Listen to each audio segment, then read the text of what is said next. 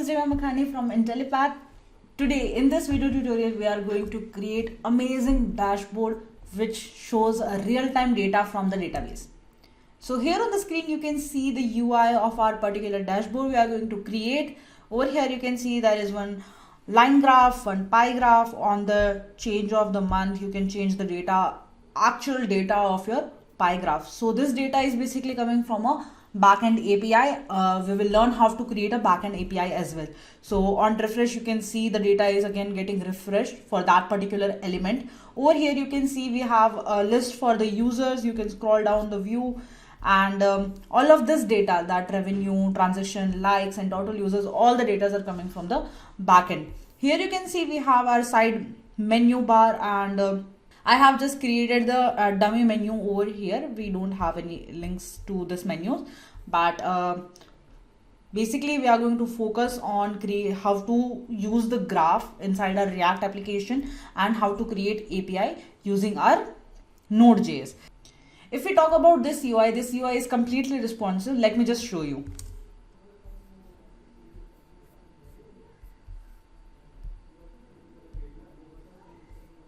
So here you can see the mobile view of our particular application. You can see the menu is converted into a toggle hamburger button, and all the data is perfectly aligned. Over here you can see your list is working fine, your graph is showing over here, and your today's schedule list. Okay, so this is the application we are going to create. This button also toggles like this, and you can see this UI is looking very beautiful inside a phone application as well. So without further ado, let's get started and create this particular project.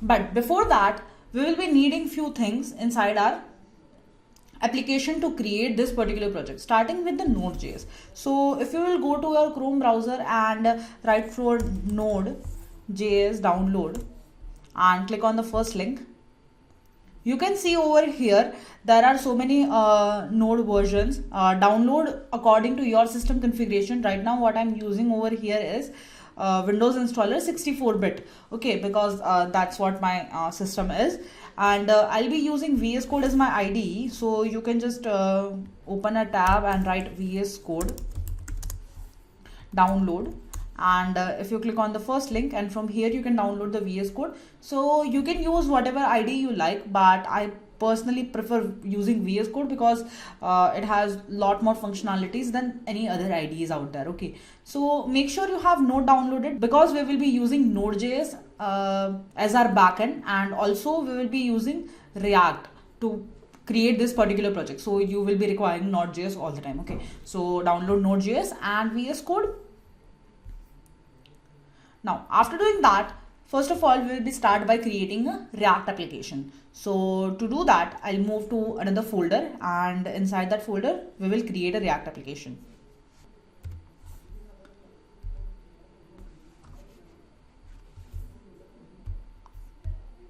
So here I am inside one of my folder, and I'll be creating my React application over here.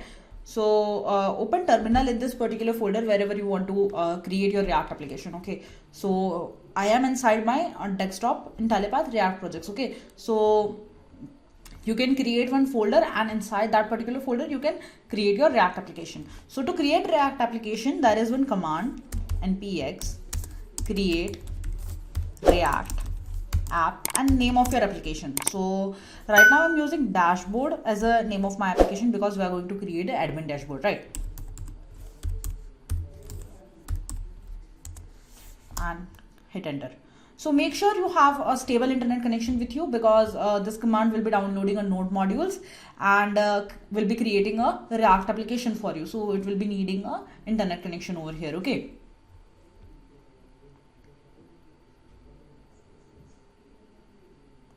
Now you can see our Node module is downloaded. So we will move to that particular folder, and it has created a React application for us, and name of our React application is dashboard. So we will move to our dashboard folder. So write cd dashboard and hit enter. Now we will open VS Code inside this particular folder. So we will open this folder inside VS Code. So write code dot. So this command will open a VS Code for you. you can see over here it has launched VS Code for us inside our this particular folder. Okay.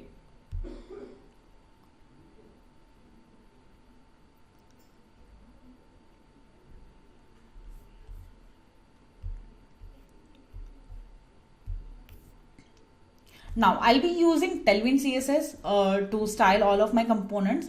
So let's move ahead and download Tailwind CSS. Okay, so I'll open a new terminal over here and I'll open one Chrome tab and I'll write Tailwind CSS for React. And you can see the first link, that is a Tailwind CSS documentary. So here you can see how to create your Tailwind projects.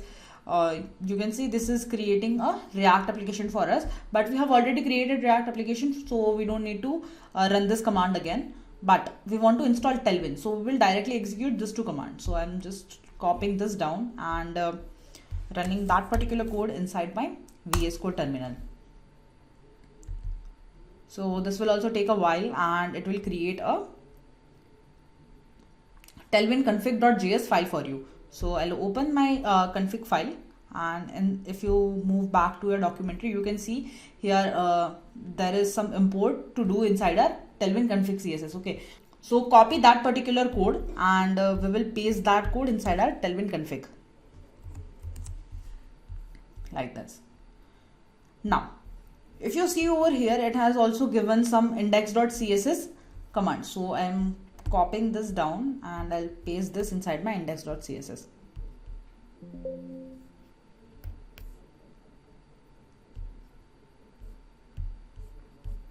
I'm removing all this pre-built CSS also, and I'm just pasting my Tailwind commands. Okay. Now, after doing this much, let's try to run our application. So to run React application, you have to write npm run start.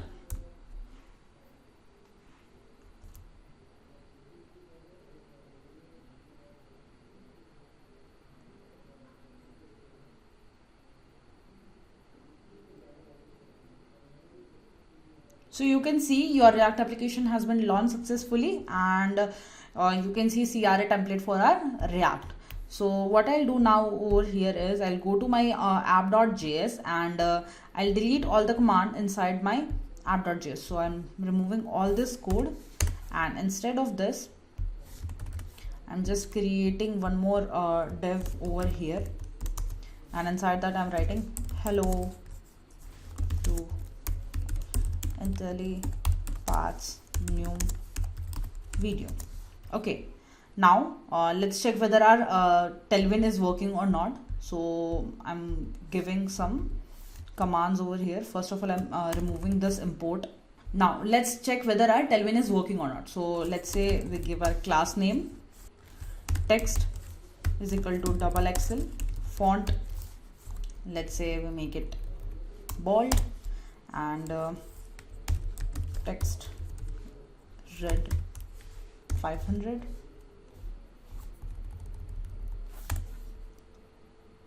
Now let's move ahead and look at the output whether our Tailwind is working or not.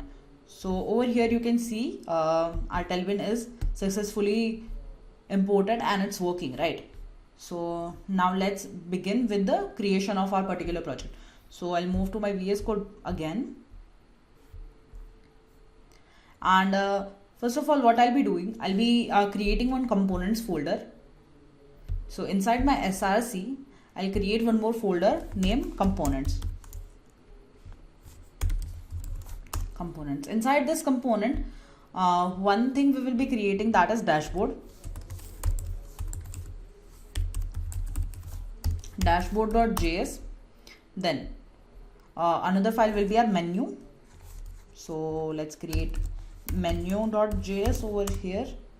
Then for let me show you.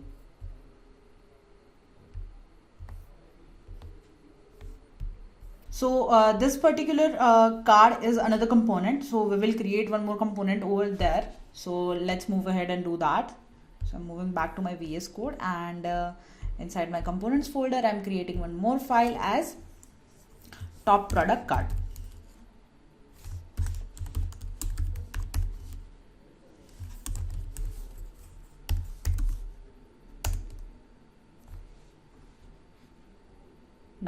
this was the folder structure for our front end part, but we will also be needing some backend folder structure, right? So let's create one more folder over here as a backend.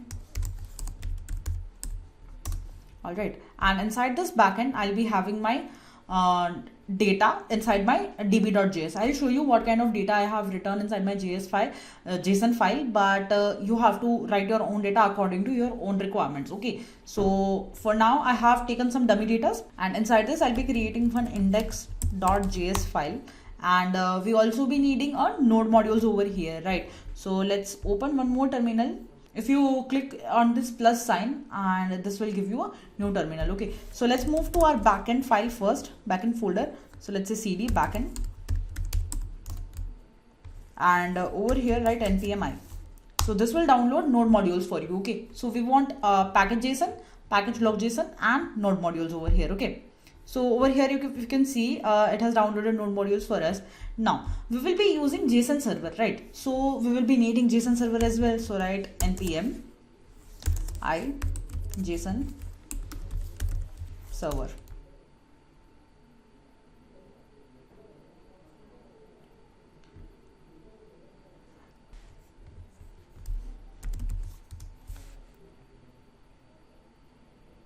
One more thing we will be needing over here, that is exhaust. So write npm I exhaust. So you can use fetch as well, but right now I'm using exhaust and promises. If you wish, you can use fetch.getData. That will work just fine, but I feel exhaust is a better way to retrieve the data. Okay, so this were all the requirements part, and if we move to our front end, there we will be needing a chart.js library, right? Because we are using so many charts, so that chart is coming from chart.js library. So if I just show you, if you open a new tab inside your Chrome and search for chart.js like this, and if you open this npm.js, here you can see how to use this chart.js. Okay, so all the documentaries, how you can retrieve the data and everything, how to change access size, everything you will be getting over here. So I'll be just copying this down and pasting over inside my dashboard folder. Okay, so this is dashboard folder, not a backend folder. Make sure you install this inside your front end folder.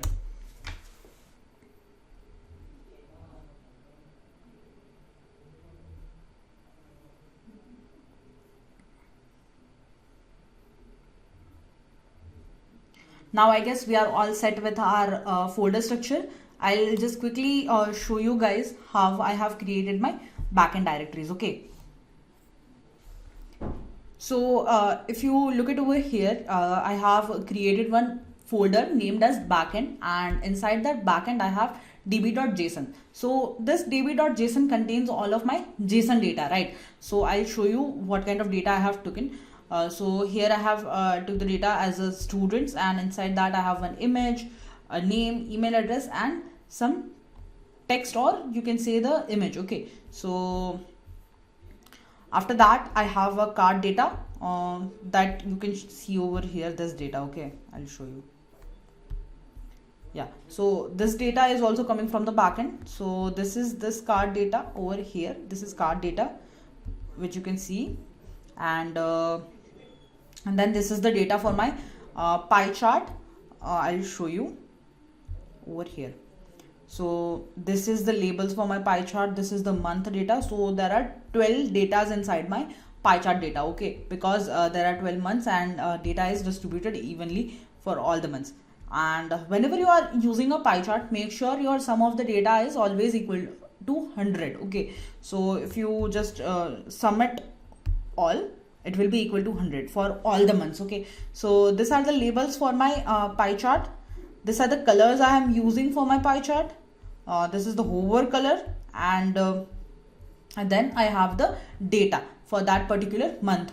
Okay, so inside month also you can see this was the data for my January month, this is the data for my February month, and so on. Okay, so this is how you can create your JSON data. Now after pie chart's data, we have our line graph data. Okay, so line graph data is based on our weak labels. So labels, data set, and everything, okay, for our pie chart. So this is how you can create your own JSON file, and we will create API out of this using JSON server. Okay, so let's move ahead and start by creating our routes. Okay, so let's move to our index.js first and start by creating our backend. Okay, so we will be creating our backend with JSON server. So first of all, let's create one constant variable of JSON server name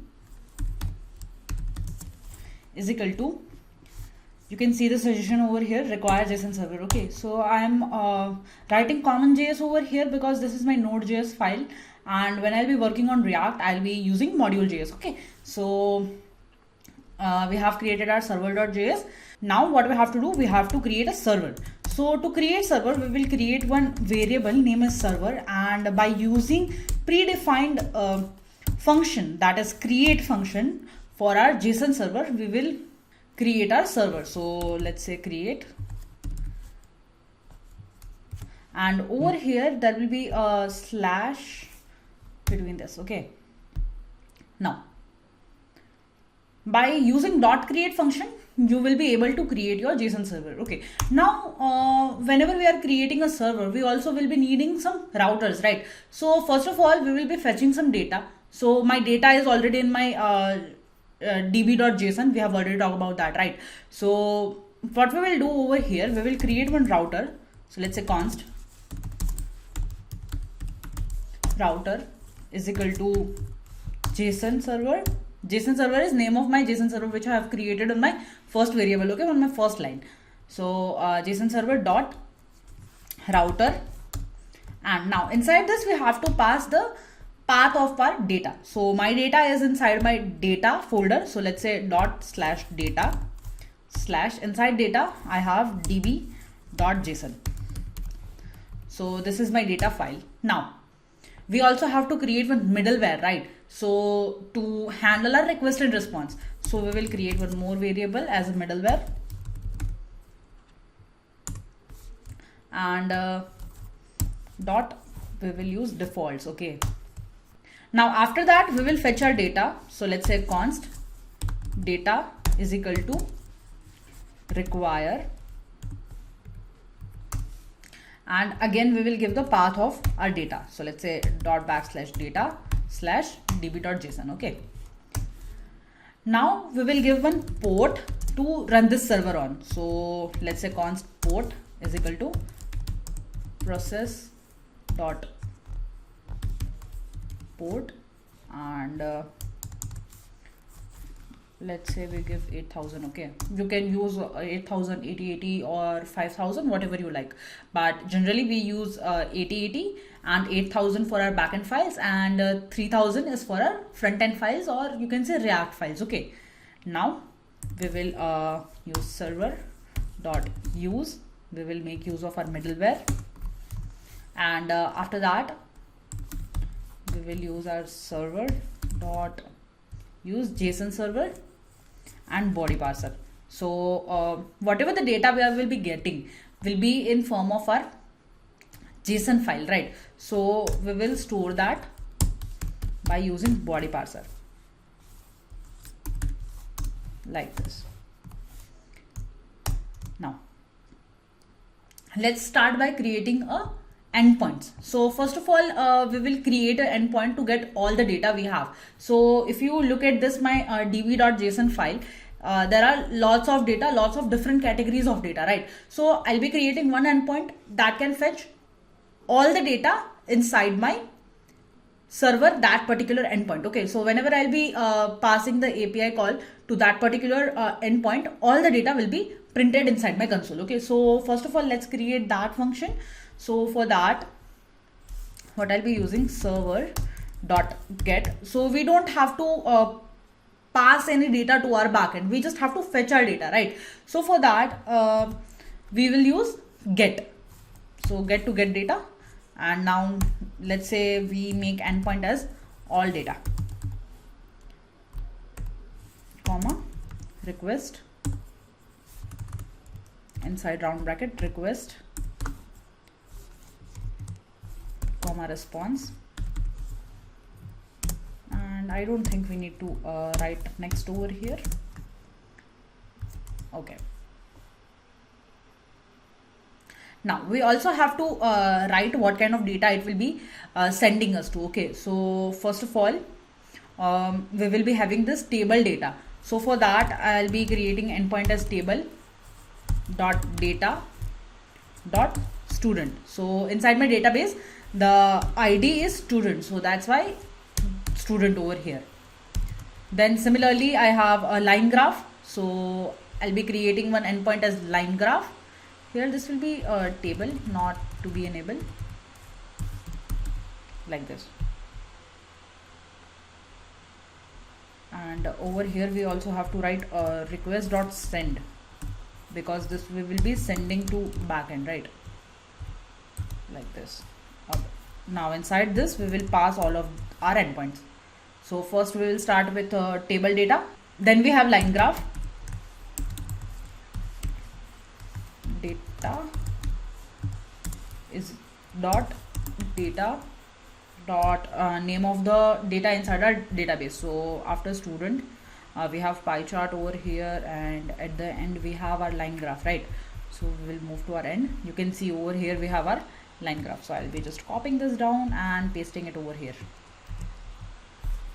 to make sure that I won't be making any mistake. Okay.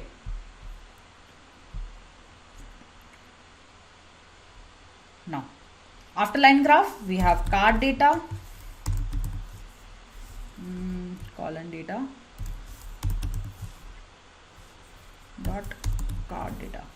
Okay, so here it is showing error because it's not dot, it's colon. Okay, so basically what we are doing over here is we are passing the value to table as whatever the data is stored inside my database. Okay, so the data stored in my database is student, and data is the name of my variable which I have just created. Okay, I hope that is clear to you. Similarly we will do for the pie chart.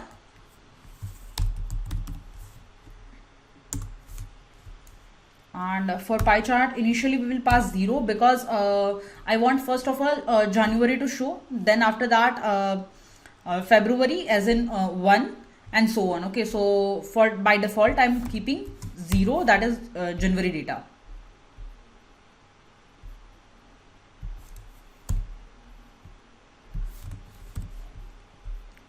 Now this was our one API. Now we have to create another APIs for our different. Now let's create other endpoints for our particular data. Okay, so let's say server.get, and let's create one endpoint first. So for my line graph, my endpoint will be line graph, like this, request response, and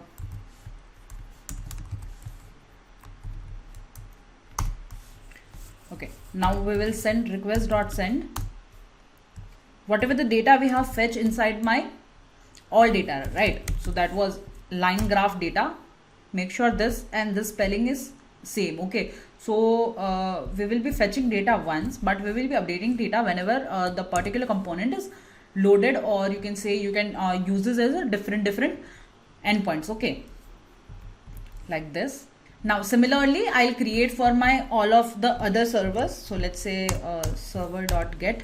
First of all, let's create for our card data. So here it will go card data,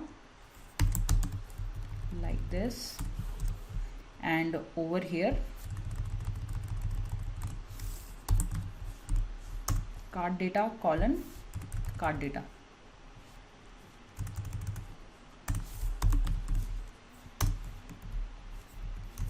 Similarly we will paste it one more time, and now we have here pie graph. I guess it's pie chart, right? At the top we have imported as a pie chart, so pie chart. And over here as well, this will be a pie chart, and similarly here.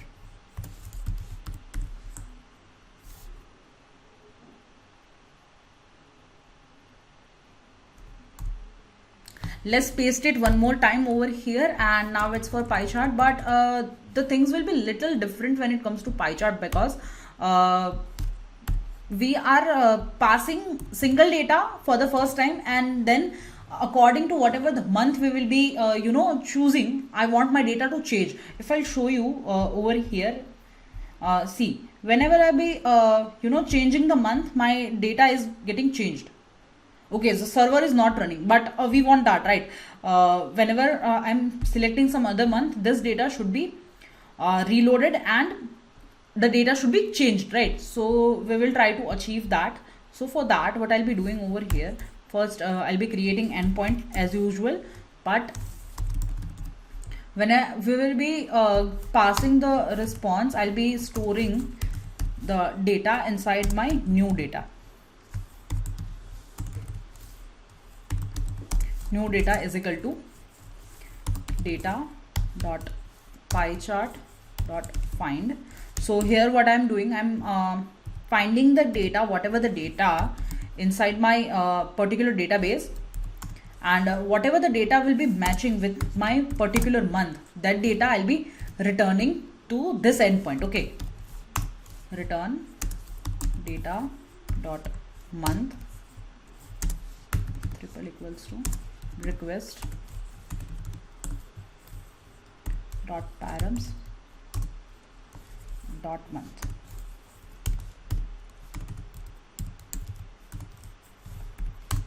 Like this. Now after this, we will create for our table also. So I'm copying this down and I'm pasting it over here, and over here this will be a table. So table is basically whatever the user data you are getting, that is my table. Okay, and over here you have to change. Let's first create table, and then we will again change the pie chart. Okay, and name inside my database is student, and over here it will be pie chart.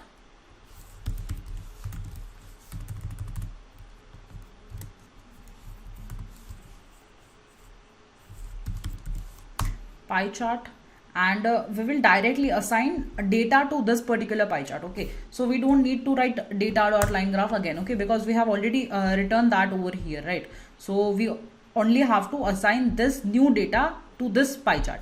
So let's do that, new data, like this. Okay, so we have successfully created our all the endpoints. Now what we have to do over here, we have to write one function to generate our pie graph. So let's say function pie data generator. Repeat.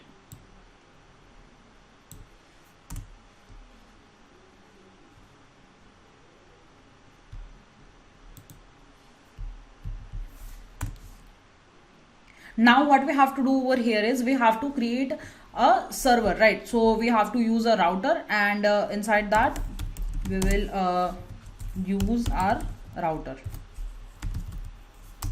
like this. Now we also have to listen this port somewhere, right? So let's say server dot listen, and we have already given the port number over here, so we will make use of that particular variable, and inside my round braces, and over here I'm also giving one console notation, because I want to know when my server is running, right?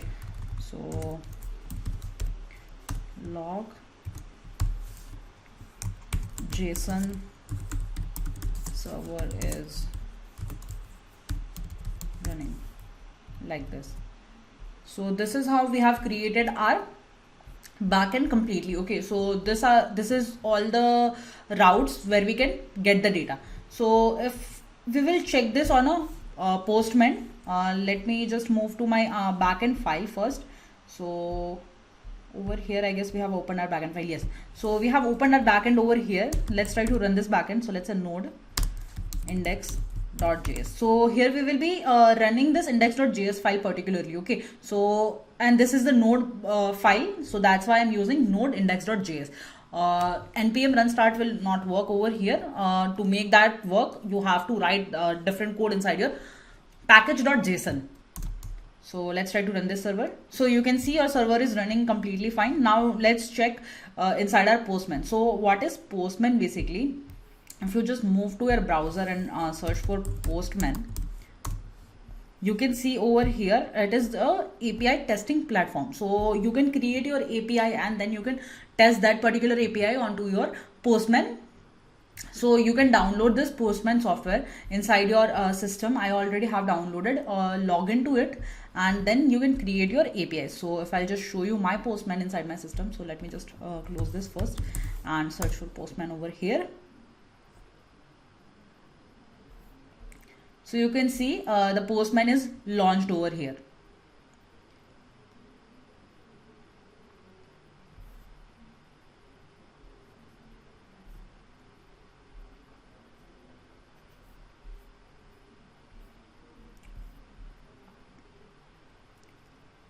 Now let's try to fetch the data. So now let's try to fetch the data. So over here you can open a new tab like this, and inside this new tab, make sure this is a get request. Okay, so if you have used this before, you can see the suggestion coming over here. So let's get HTTP 8000 because our server is running on 8000 port. Okay, so I have selected this 8000 inside my Postman over here, and now you have to write your endpoint. So my first endpoint is get all data, right? So this is my get request, and over here I'll write just slash all data. Now click on send. So you can see you have got all the data over here. It says the status is okay, 200 okay. So that means our request is successfully fulfilled. So if I'll just show you in my raw format, you can see over here the whole JSON data is written inside this file. Okay, so this contains your all the data, which includes your student table data, your pie graph data, your chart graph data, cards data, everything. Okay, so whatever the data you have written over here, all the data is over here. Now if you check this out,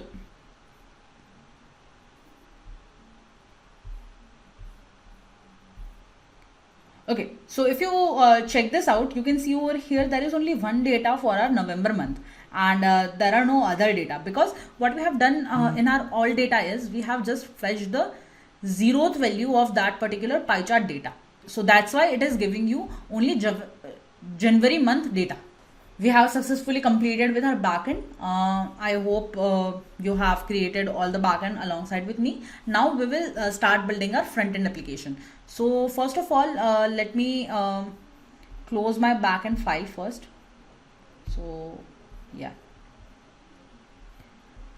Now we will start with our dashboard. So let's say RFCE. And we will also make use of this dashboard inside our app.js. Okay, so right now I'm removing all these classes first, and inside this I'm using my dashboard like this. We are using VS Code, so it is auto importing over here. In your case, if it's not auto importing, make sure you import your components first. Okay, now let's start by creating our component. First of all, we will create our dashboard view. Okay, so let me first just create all of this as a functional components, so that I can just make them use inside my dashboard, and later I'll write the functionalities for that particular part. Okay.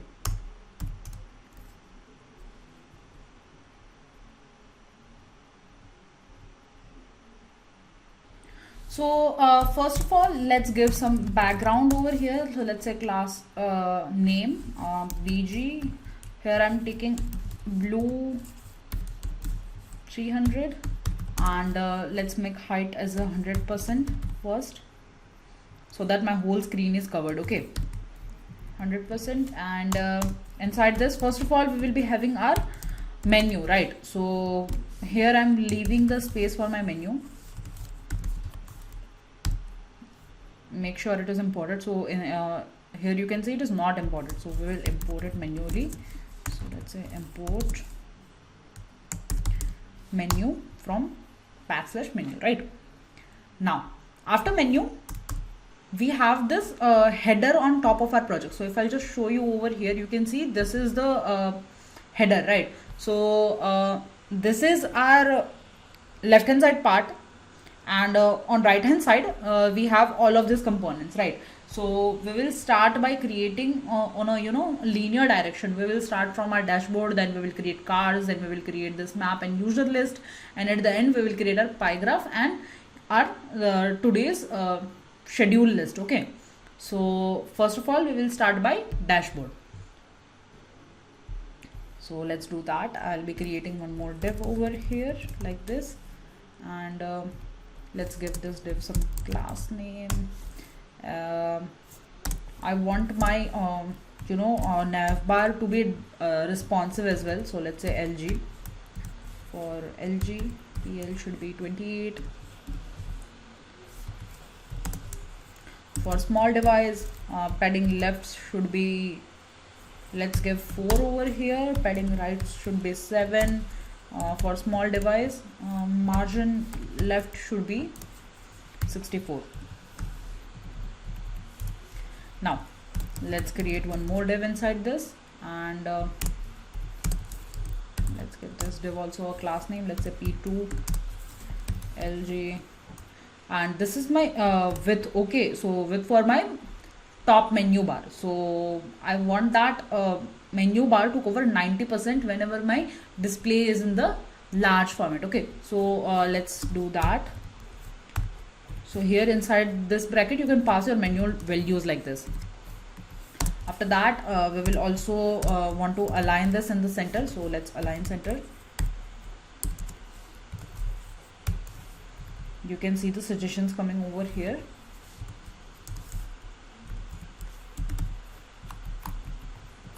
After that we will create one more div inside this, and you must be wondering why so many divs, right? So this is just to make my code very clean. Okay, so I'll be keeping all my styles and different divs so that I can figure out wherever my UI gets wrong. So that's why I'm creating more divs over here. Column 2. Now okay, we also have to give gap over here. So LG colon gap, and let's give gap of 5, I guess. That should be okay. Now after that we will create a grid of 3. So first we will have our at the beginning we have our dashboard. Let me show you.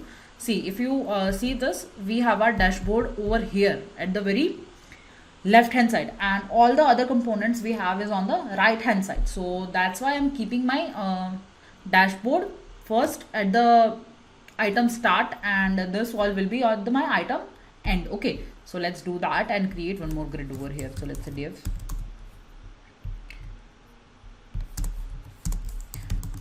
class name grid justify item start. You can see over here, right?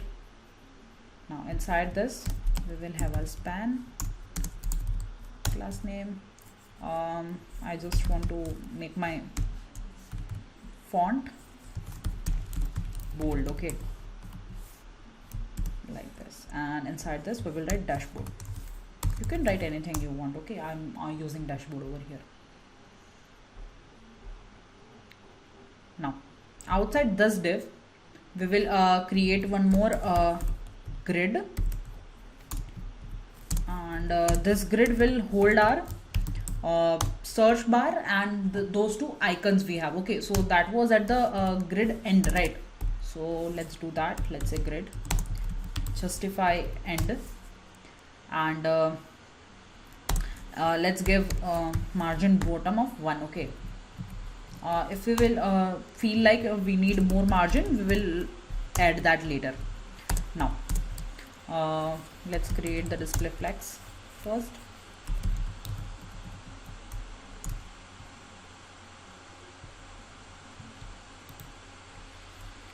Now first of all we have our search text field, right? So let's say input to create our text field, and the type will be text. You can skip this part, okay, because we are not going to make it functional, so we don't need it much. Placeholder, you can just write placeholder over there as search.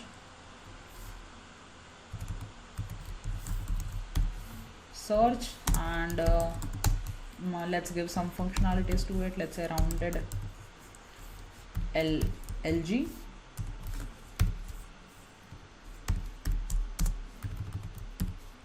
So what this will do, this will only curve my one part of my text field, okay, and height will be 2 rem.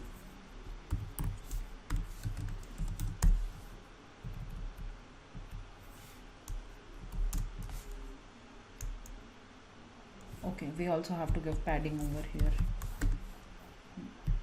Nice. Now let's check the output, what we are getting over here, okay. So here you can see we have a menu over here, we have dashboard over here, and a search functionality over here. So I guess this is looking fine as of now. So you can see we have given the only left side is rounded, so this is only rounded from the left hand part, and this part is straight. Now we want one icon over here, a search icon, and one emoji icon and one bell icon over here. So let's get that, okay. So for that I'll be using React icons, so I'll show you. If you just go to browser and write for React icons, and this folder you can see, I'll just download this dependency first, and I'll show you the icon page, okay.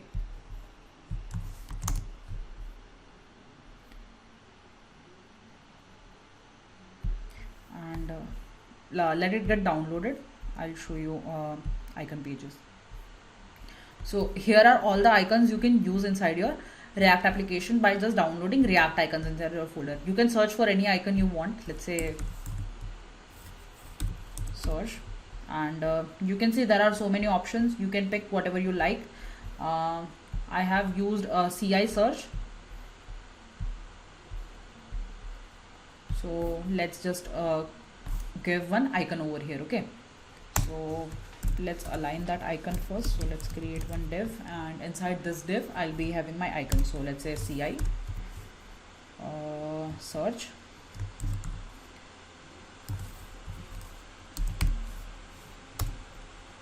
and it's not auto imported, so let me just import it, okay.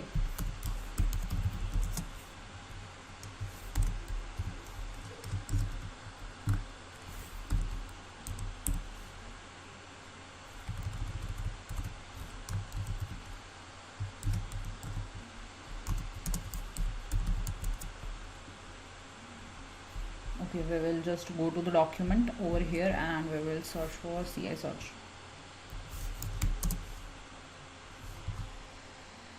Here you can see this icon. You can just directly copy this import statement from here and directly paste it over here. You don't need to write this, okay. Now if I'll show you the output, we have this icon over here. Let's fix this, okay. Okay, so over here let's give some class name. I want it to be flex, item to be center,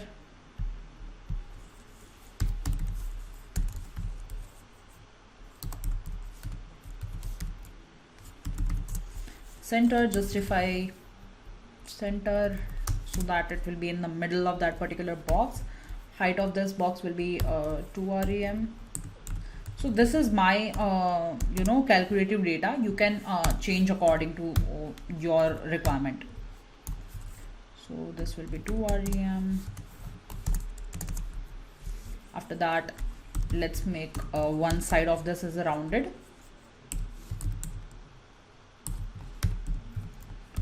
LG, and background will be white. So let's go to output and check for the results. So you can see this is still in the top. I don't want that. Let's fix that.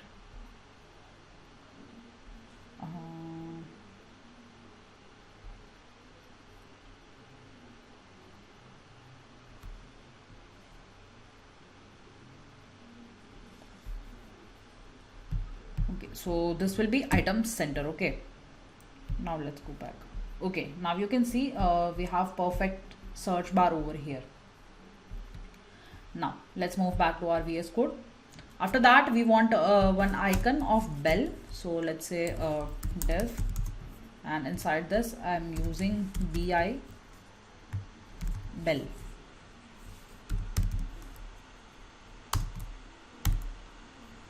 And I'll import this and over here I want bi happy ALT.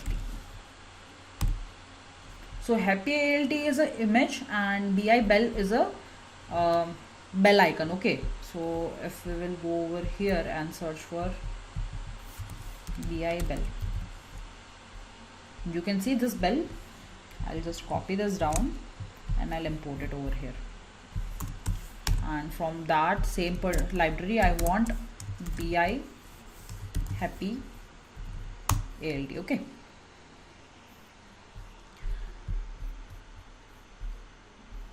now let me show you the output first.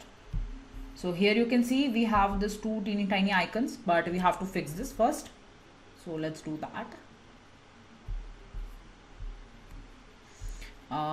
Over here I'm writing class name as let's give the padding 2 and padding left as 4, so that there is some space between two icons. Okay, and similarly it goes here, padding 2 and PL is equal to 4. Now if I'll just show you, you can see this is perfectly aligned.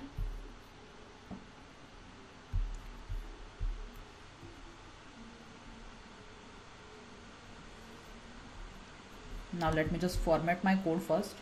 I'm using Prettier to format my code. Okay, outside this div, now we will start creating our menus. Okay, so let's first check what we all need to create our cards. So over here you can see these are 4 cards, and I have one text over here, some data which is coming from backend, and one icon over here. Okay, so let's do this first.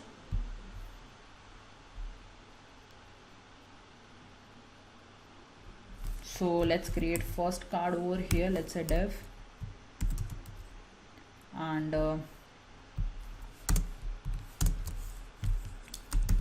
class name flex h is equal to 32 rounded double XL, and background will be, let's keep orange 100. Okay, because that was a light orange, so I guess this will be the exact match for that particular template. Now inside this I'll be having one more div, and I'll make the position relative because I want that icon to be top of this particular box, right? So that's why I'll be making this box as relative. So let's say class name relative, and padding, let's give 3, width we will give 100%.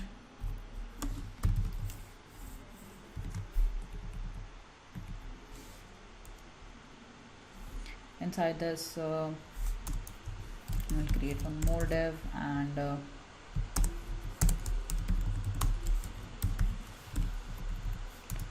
over here I'll be using BS tag.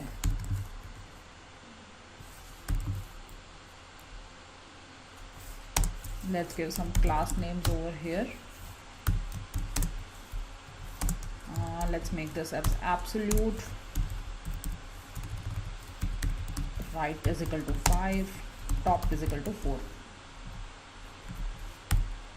Now we also have to import this icon. So this is BS, right? Yeah, this is BS. So we have to import this. So let's say Control D, BS tags, and we will be importing that from BS library like this. Now let's move back. After this tag, repeat, After this tag, we will write our data. Okay, so let's say div.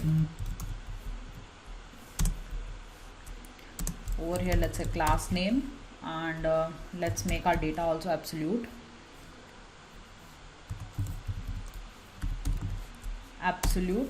And bottom will be 4 and text will be at left.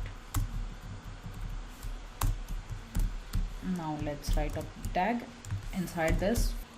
First of all, we have our total transaction. So let's say total transaction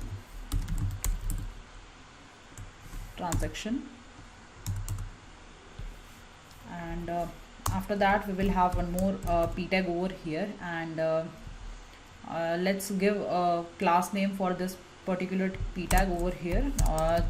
Here we will be having a data from our backend. Okay, so we will make our backend calls. We will write our use effect hook, but before that, right now I'm just creating a front end over here. So we will put anything data over here, and then we will update that when we will create our use effects hook. Okay, to Excel, and inside this we will be having card data from a transaction, but right now the card data is not defined. So what I'm doing over here is I'm commenting here down, that is here we have to write a data from card data.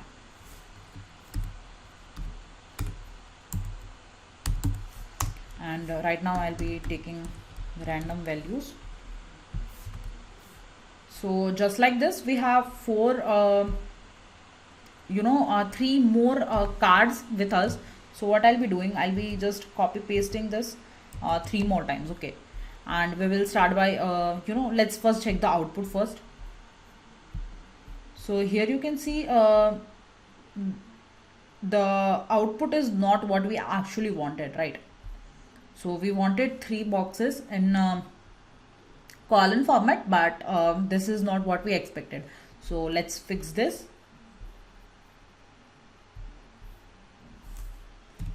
So to fix this, what we will do, we will create one more div over here, and we will wrap this inside our grid. Okay, so let me just move to my top, and I'll be creating one more div over here, and let's give div some classes. So let's say class name, we will create one grid. In my large screen, my grid will be having columns 4, and for my small screen there will be 2 columns. Calls is equal to 2, and for SN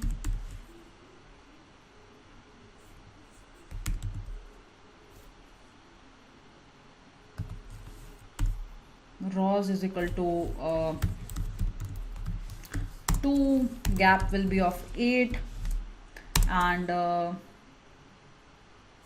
let's give gap of x is equal to 8. Okay, over here, and gap for y will be, let's keep it 4, and margin bottom will be 3. Now what I'll be doing, I'll be just cutting my end of this div, and I'll be pasting it at the very end. Okay, you can see. Okay, over here, let's paste it. Now if I'll just show you the output, you can see this is perfectly aligned now, but still the data is not coming on top of this particular cards, but my cards is placed perfectly. Okay, now let's try to fix this as well. So if you can see over here, I have written relative spelling wrong over here. It is RELATIVE. Okay, so let me just fix it at all 4 positions like this. And if I'll just show you the output over here, you can see the data from card data, the comment is also coming, and the data is also coming. Okay, we have to fix this for this one as well, so let's do that. Okay, so let me just remove this and put this inside my comment. Okay,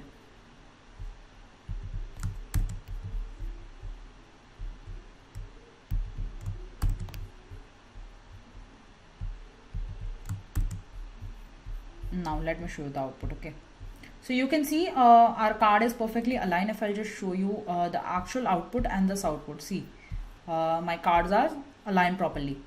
But you can see there are different colors and this icons are different for everybody.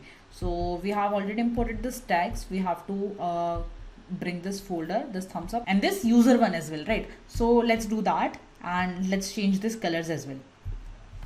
So first of all we have is for our orange color. So I'll just move to the top first and one by one we will change the color for everybody. So first of all we will have our green, then we have orange, and here we have wallet icon. Okay, so let's bring that, let's say wallet 2. Now I guess this is done. This is also done. We have already used tags over here and the color is also orange. Now after orange and green, next we have is red, and for that we have thumbs up icon. So let's bring that thumbs up icon, FAREG,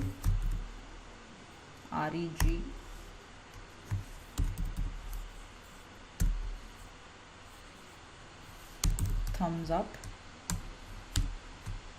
So this is basically icon name. You can directly find that in particular documentary. Okay, I have already created this project, so I know what are the icons I'm using over here. And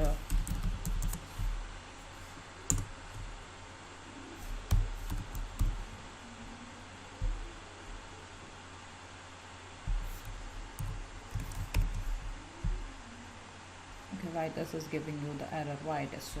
Let's just check that.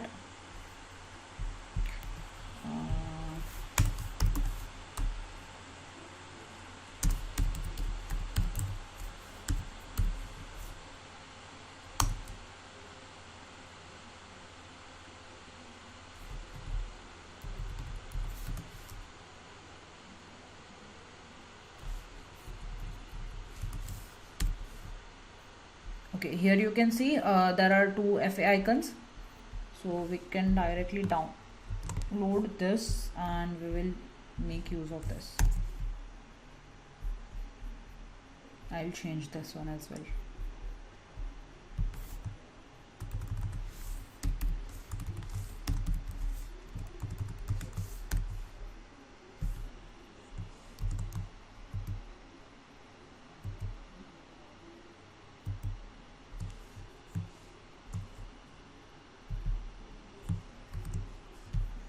Okay, so we have our thumbs up icon, and last one we have is indigo color.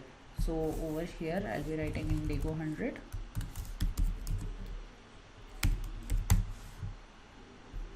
Go 100, and the icon we have used is AI out line user group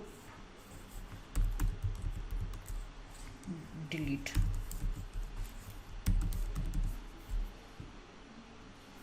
So I'll just copy this, I'll paste it over here like this, and here we'll be having AI icons. Okay, so let's look at the output first. So here there is some problem. Okay,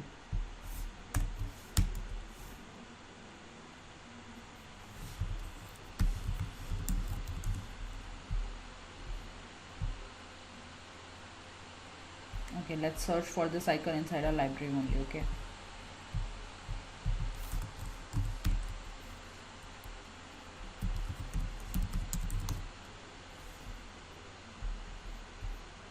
I'll be just copying this import. Okay, I have to paste the name over here first.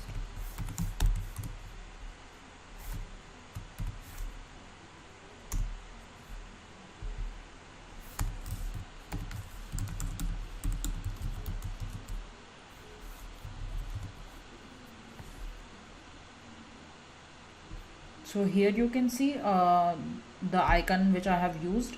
So I'll import this icon. So this is the same icon, okay, which I have used. Just that we have made error in importing it. Fine, I'll copy this as well, and we have to paste it over here instead of this.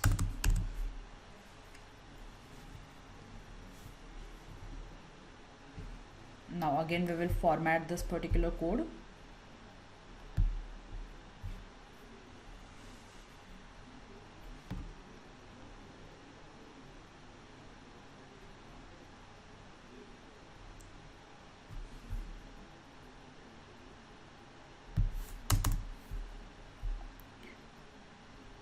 Now let's look at our output first. So here you can see this part is looking perfectly fine with our actual pre-created project. So you can see all the colors are matching, all the alignment is matching, and everything is looking perfect, right? Just the thing is we have to render this data whenever we will be using our use effect hook, and we will be fetching the data from our API, okay? But right now this is looking good. Now how about if we make this blue color of screen, right? So that we can see the whole screen in a blue color.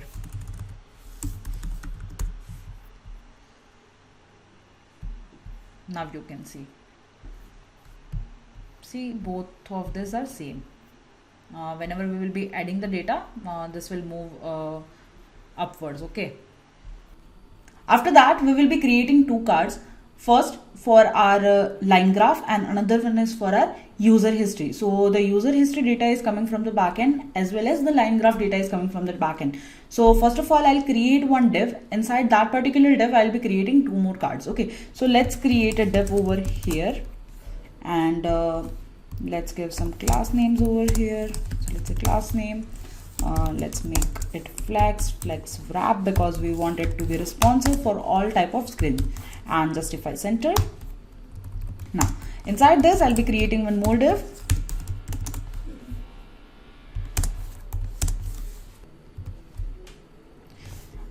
Now let's give this div a class name. So let's say class name, and let's make display flex padding, let's give 3, height 72. You can adjust this values according to your screen and your requirements, okay? Margin bottom will be 4, border and border will be black. If you have looked at the output, final output we have created, so there we had given this very thin black border, right? So I'm using that over here, and let's give width is equal to 100%. So whenever my screen will be on small devices, at that time I want only single div to show on my screen, okay? And apart from that, whenever my device is in the large screen, so whenever I'm looking my website on the large screen, at that point of time I want my two cards to show at the same time. So that's why I'm making my width as 100%, and then for my large devices I'm setting my width is equal to 49%. So here I'm leaving 1% for the gap, okay? And display will be rounded XL. Let's make it 2XL, and background of this card will be white.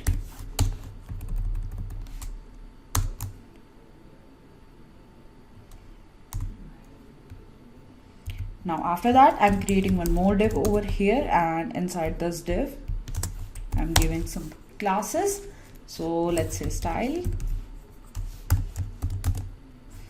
and let's hard code the height. I want 15 rem of height, and width will be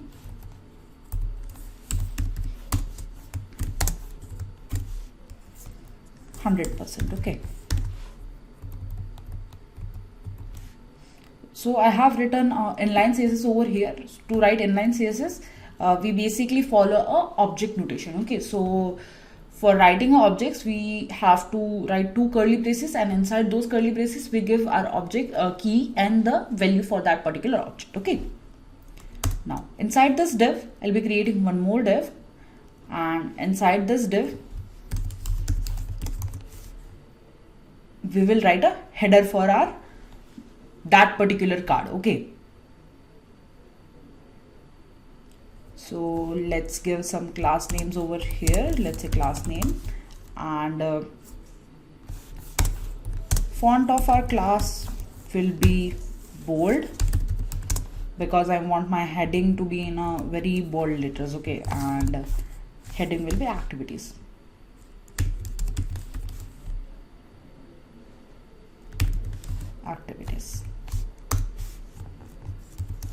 After that, we will create one more div over here, and let's give some class name to this particular div. So in this div, we will be storing all of our data. Okay, so let's make this div as a flex wrap, because I want my context to be in a wrap format also whenever I'm changing my screen sizes. Okay, so make sure you write this flex wrap to make it responsive. And outside this, we will write few styles. So let's say styles. Inside double curly braces, I'm making my display flex hardcorely, because let's say for some reason my Tailwind didn't work out, so that's why I'm writing flex over here.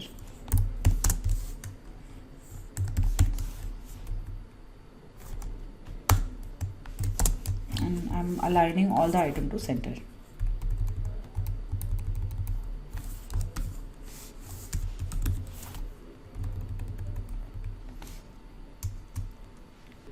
Okay, now let's create one more div over here, and let's give this div some class name. So once we will look at the output, you will get the idea what we are doing right now. Okay, so right now let's just code this first.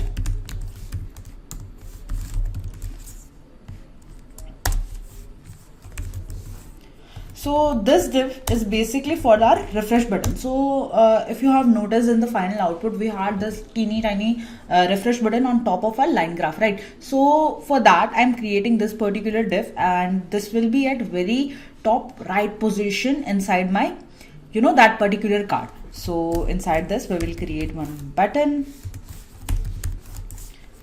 and on click of this button, there will be some function. So we will create that function when we will, join the backend with it. But right now I'm just writing the function name and everything.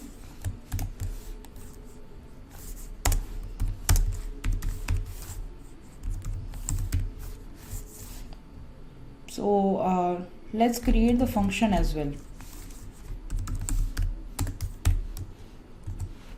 Make a function call. Okay, now over here I'm giving one icon. So the icon which I had used was MD outline.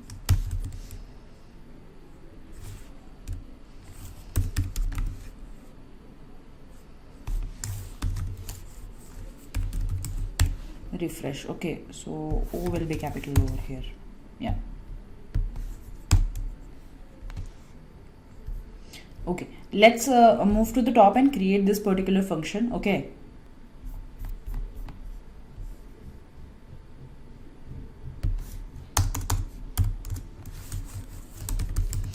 const name of the function, which was refresh, and right now I'm making only empty function. Okay, we will add the functionalities when we will add the backend. So here I'm creating this function because we don't get any error messages. Okay, now let's move back. Now after this, let's add the data to our particular div.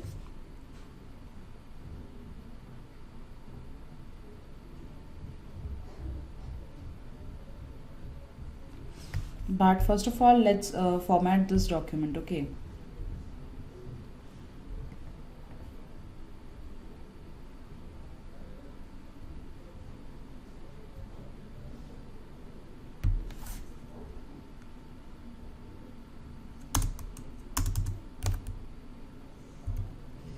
After this, I'll be creating a canvas. So whenever we are dealing with the charts, we have to create a canvas to put data inside it. Okay, so let's create one canvas over here like this, and let's give some class names to our particular canvas. I'm giving a height as equal to 10, and after the height I'll be giving it an ID so that I can put data inside it. Okay, so let's give ID as activity / chart. So I'll be creating one more div for our user data, but that data will be, the length of how many users I have. So I'll be creating that dynamic component. So how much long our list will be, that many elements will be added to that particular div. Okay, so for that we have to make a conditional rendering. So first of all, write student data. Okay, so we will import the student data later, but right now let's just write because otherwise it will give us an error. So let's say length, and we don't want it to render when the data is empty. Okay, so at that point it will be just blank div. Now let's write some class names over here. So let's say class name. Similarly, for this one, we will make our width as 100% at the beginning, and according to the screen size, we will change it. Okay, so for the LG, again, this also will be width will be 49%. Now, let's set the height, that is 72, MB is equal to 2, and let's also give some padding as to scroll, because there is a long list of users. Okay, so that's why I'm making scroll smooth, and let's also change some scroll properties. So let's say scroll bar / track, and color of our tracker will be blue 100. Okay, let's keep it blue 100. Okay, and scroll bar thumb will be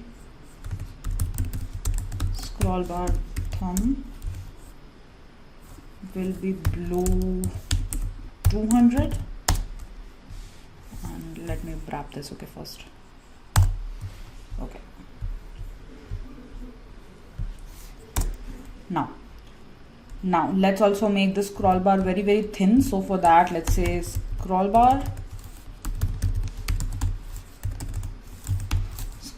is equal to thin. So to implement this scroll bar properties, we will install one package for that particular module. Okay, so it is something Tailwind scroll bar, and we will install this in a while. Okay, so right now let me just finish this part, and I'm making my overflow X hidden because I don't want it to overflow from my div width. Okay, and margin is equal to 1. Let's also give some border black, and rounded XL, and background will be white.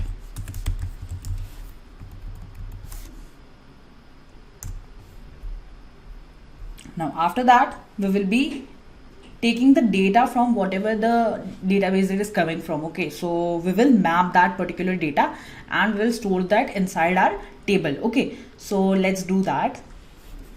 Over here I'm opening and closing my curly brackets, and inside this I'll be writing student data dot map, and inside this the key, so let's say students, and then we will write an arrow function over here, something like this, and inside this we will return a table. So for that, tr, and let's also give td, and inside this I'll be creating a div. So let's give this div some class name. So let's say class name, because there will be 4 components, I guess. One will be the user image, name, email address, and whatever the domain they are belonging to. Okay, so that's why there are 4 things in this. So for that, let's wrap them inside this particular div. So let's item center, and over here I'll be creating one more div, and let's give this div some class names like this, and let's make width is equal to 10, height also 10, and flex shrink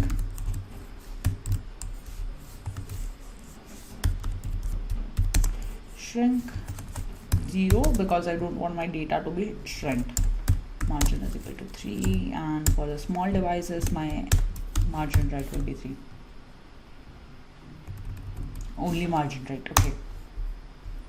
Now after that we will be creating one more image. So let's say class name, and I want my image to be full rounded. So you can see the option over here, rounded full. So click that, and now let's give this div some src. So src basically will be the image which we are getting from the backend. So we have mapped student over here. So let's say student dot image.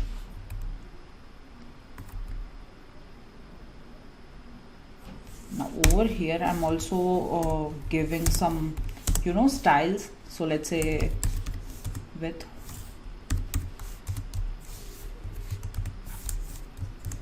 (40) and height also let's give 40,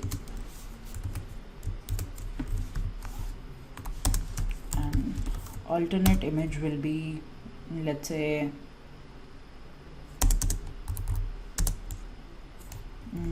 let's give a student name. Okay, so let's say student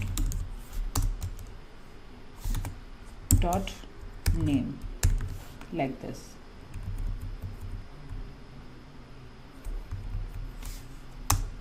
Now after this we have a name column. So let's create one more div for that, and over here I'll be writing some class names. So let's say class name. Let's keep our font as medium, text as gray, 800, and over here I'll be writing the names of the student. So let's say student, it will be student dot name like this.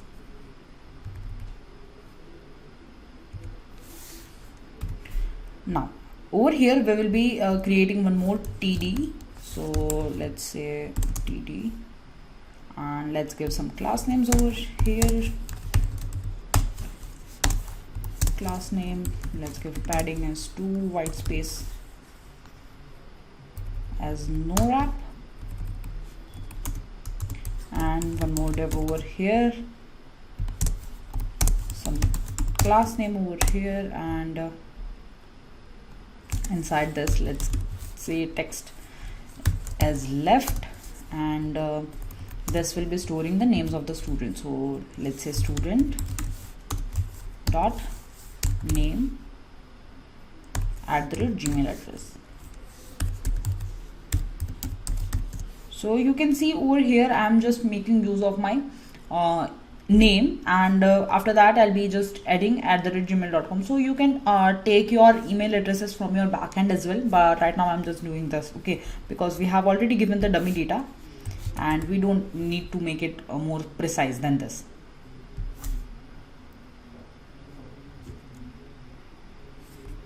Now this is done. After this we will create one more td to store the domain. Okay, so over here again I'll be writing a class name p2, white space is equal to no wrap, and inside this I'll be creating one more div,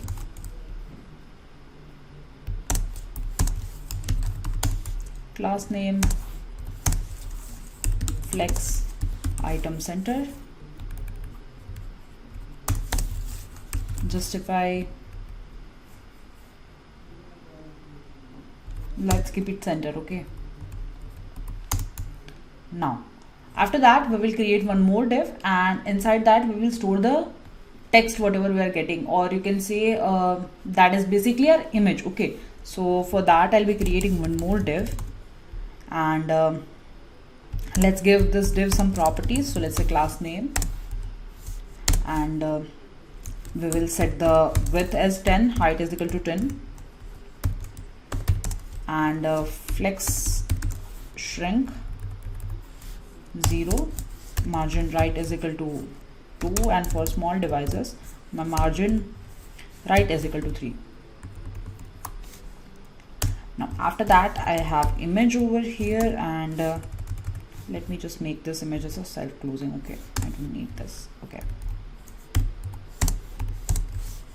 now after this we will give this image some properties as rounded full, because I want this in a circle. If you want it in a square, you can leave it as it is.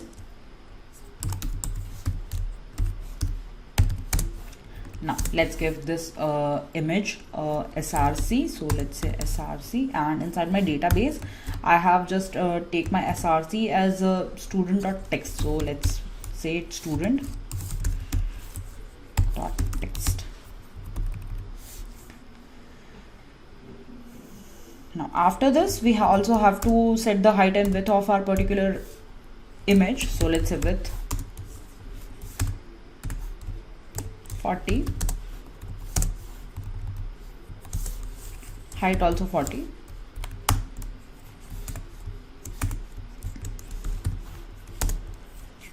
Now for alternate we will again make use of our student name.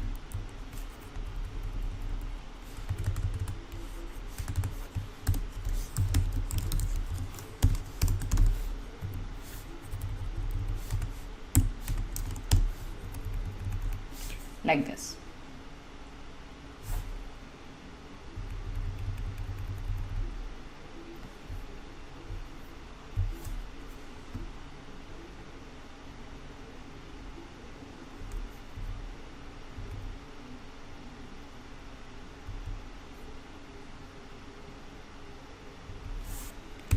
Now after doing this much, we have to create two more cards. One is for our pie chart, and another one is for our today's schedule. So today's schedule we will be hard coding the data and everything, but for the that particular pie chart we will be creating one more component, and we'll be writing the code over there. To use that we have to make use of that particular component inside my dashboard. So let's do that. Let's say div, and over here let's give it some class name. So I'm making use of a grid, and for large I'll be having 2 columns. So let's say calls 2, and gap will be 3. Again inside this we will create one more div, and inside that we will be holding our top product card data, or you can say that particular component. Class name, and over here I'm making the display as flex, items on center, justify center, rounded to Excel, and background will be white, and height will be 48. Now after this I'll be rendering the data inside this particular component. So let's say chart, and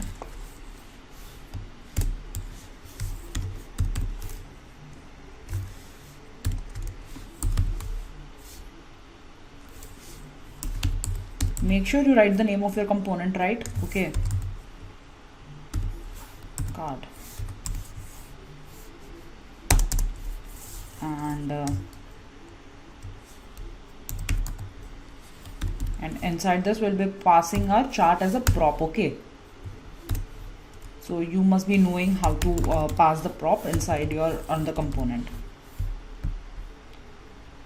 like this.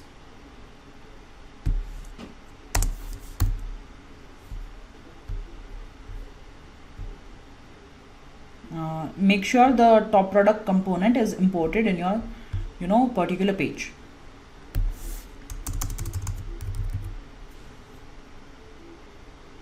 Now inside this I'll be creating one more card, because we also want to store our today's schedule. So let's create that.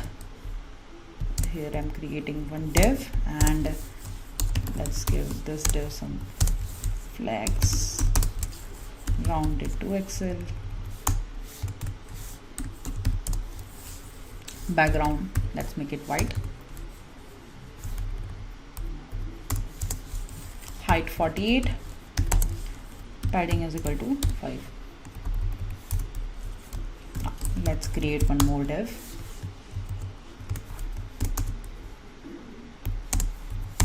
Let's give this div some class name.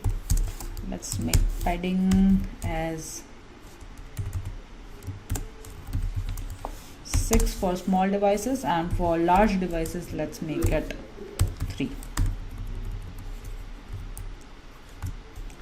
Okay, now let's create one more div over here.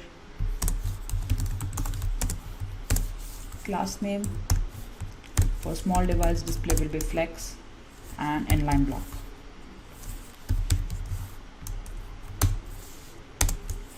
Height will be 9, and for small device it will be justify center, justify in between.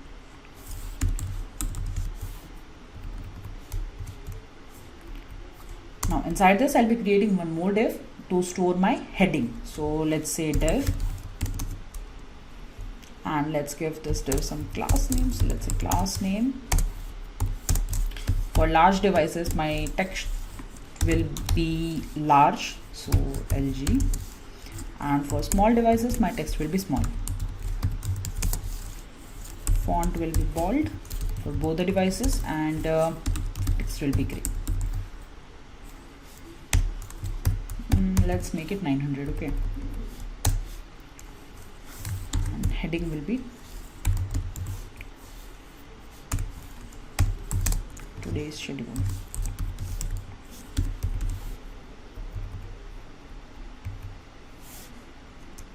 Outside this div we will be creating one UL, which is a list, unordered list. Okay, and let's give this list some class name. So let's say class name, and I'm just giving a space over here. So space Y will be 2. Now inside this we will be have our list. So for that I'll be creating divs over here.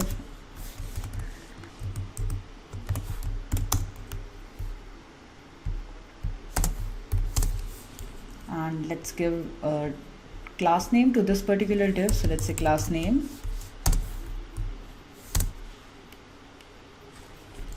Let's make display as block, text left, and height will be full. Let's also give border on one side. Okay,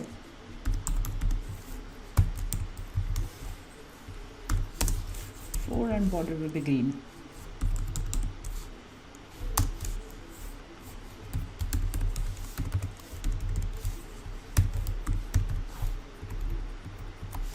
Now after that we will write one span tag over here, and inside the span tag we will add our data. So this data is hard coded, so we have to write it. Whatever the data you want to write, you can write it. But first of all, let's give some class name. So let's say font medium,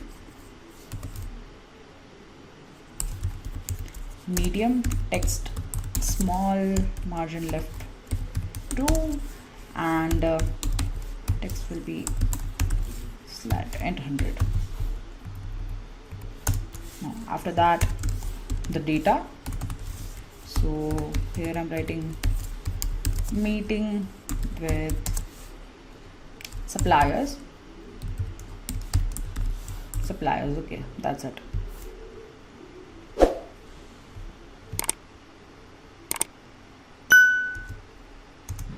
And then after that I'm taking one more p tag over here. You can use span tag or whatever you like. Okay, you can also use div as well, but right now I'm using p tag. So let's say class name, text size will be extra small, font will be medium, and margin left will be 2, and text color will be gray 300. And inside this we will write a time. So let's say 1400 to 1500 works, right? After that I'll be giving one br, so to have another line. Okay, and we will add the location. So let's say at Sunset Road.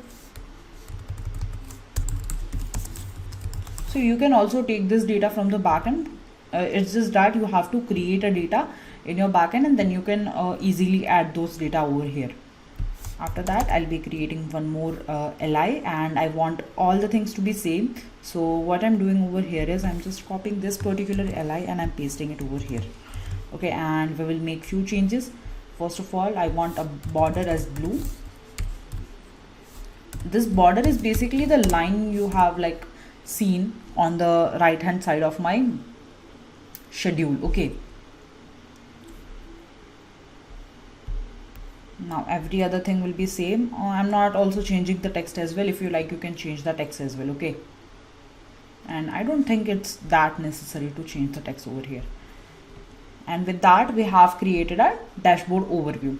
So let's just try to run this, but I guess there will be error because we haven't connected the data. So let's first do connect it with the database, and then we will try to run this. Okay, so for that we will be making use of a use effect hook, and we will be making API calls for that.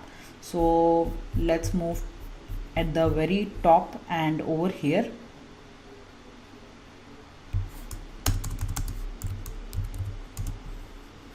Over here, first of all, there are few things to be imported over here. So let's say import top products, product card,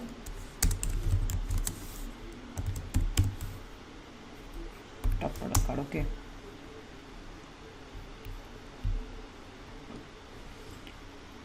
now over here I'll be making use of our use state hook to manage the states. Okay, so let's say const, and first of all we have chart, comma set chart.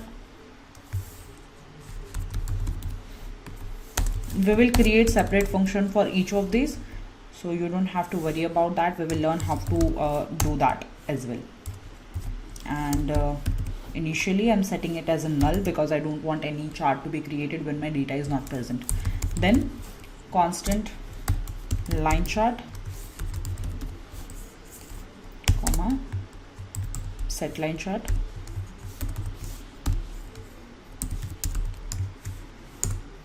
and again use state and null. So initially the data will be empty. Okay, it will be null, but when we will get the data from the database, at that time we will set the data. Okay, similarly we will do for the student data. So let's say student data, comma set student data, and again for the student data we will keep it as empty array because we are storing the data inside our array format. Okay,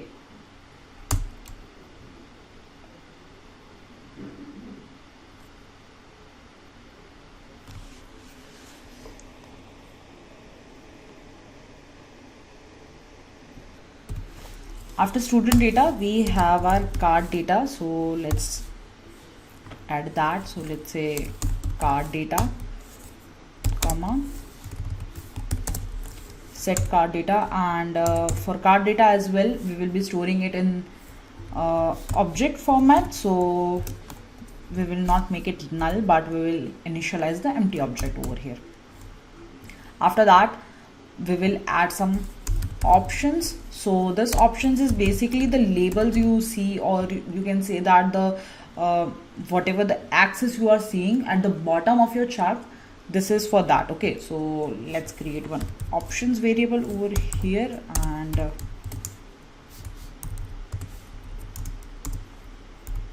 inside this we will make it responsive true.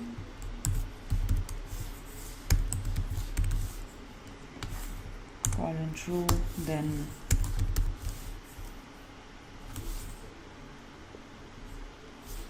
maintain aspect ratio as true,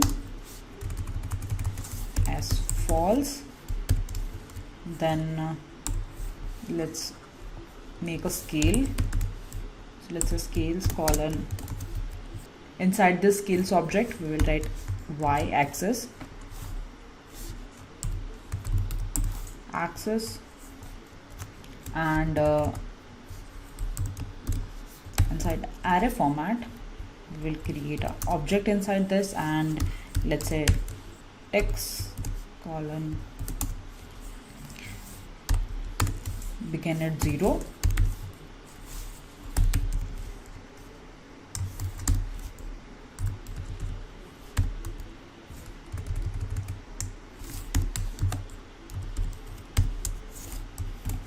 colon true, and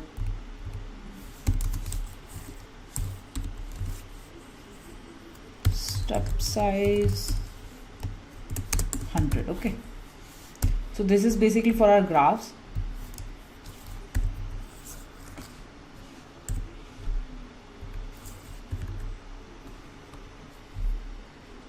Now over here we will make use of our use effect.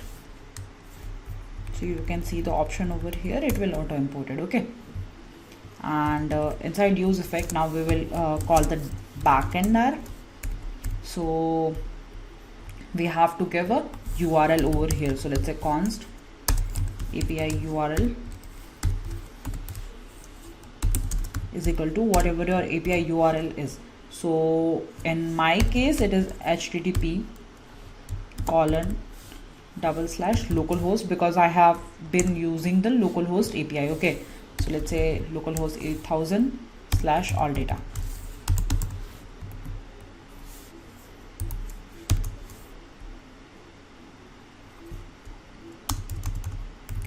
Now what we will do, we will make use of our Axios, and by using Axios we will try to get the data from our API. So let's say let new chart and Axios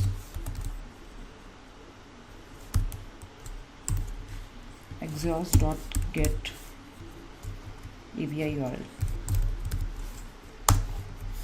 Now basically when we are using Axios, it returns a promise to us. So for that we also have to make use of our then.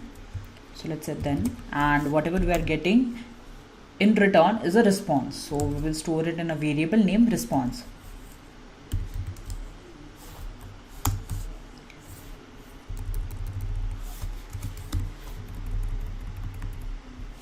Now after that we will create one arrow function over here like this, and inside this we will handle the data. So first of all we will start by setting the data. Let's set the data for a student. So let's say set student data, and inside this we will response dot data dot table. So in my backend, this data is stored in a table. So table is the name of my variable, and over there this data is stored. Similarly we will do for our card data, response dot data dot card data. So name of my variable inside my database is also a card data. So card data, or you can check it over here. So if I'll just show you our backend file which we created, index.js file, here you can see this is all my data. Okay, so you can make use of this particular data inside your particular component. So over here this D will be capital,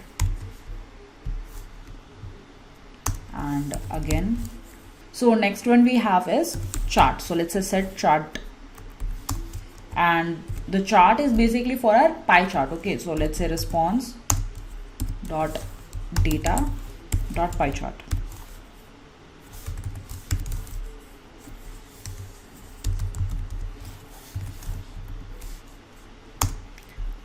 Now after that, what we will do, we will create one more constant over here, and name of my constant is ctx is equal to document dot get element by id, and we want to fill this data inside my that particular id, right? So let's say my id name was activities slash chart dot get context, and I'll keep it 2D. We will initialize the new chart. So let's say new chart is equal to new space chart. Inside that we will pass this data. So let's say ctx comma, we will give this chart some properties. So first of all, the type of this particular chart will be line. So let's say line. Then data colon response dot data dot line chart. So name of this line chart data was line graph data. You can change this name according to the name you have used whenever you are creating your backend, or whenever you were creating your database, and whatever the name was written over there, you can change this dot name after that. Okay, and we'll also have some options over there. So let's say options colon options.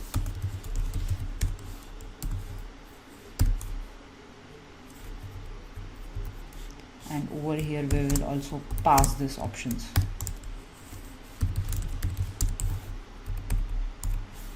like this.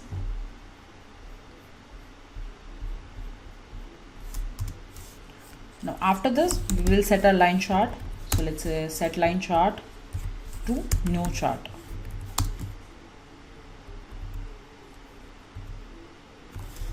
Now we also have to write a cleanup function, because we are going to refresh this particular chart. So whenever I'm clicking the refresh, I wanted that my particular chart which I have created earlier got destroyed. Okay, then and then only it will generate a new chart for me, right? So for that, what I'm doing over here is I'm creating one destroy function. So let's create that. So let's say return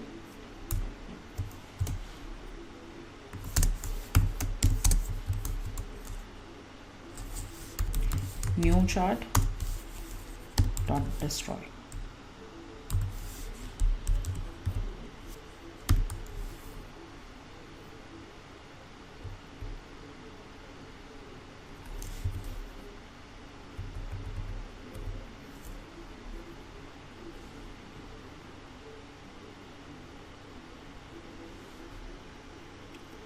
Now in case there is some error whenever we are using this particular API call, so in that case I'll write just dot cache, and cache block obviously accepts some error. So inside this, name of my error variable, that will be error, and I'm not writing directly like this.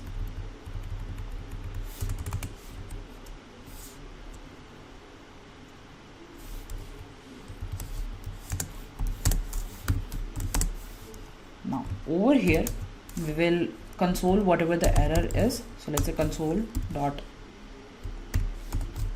error, and error message will be exhaust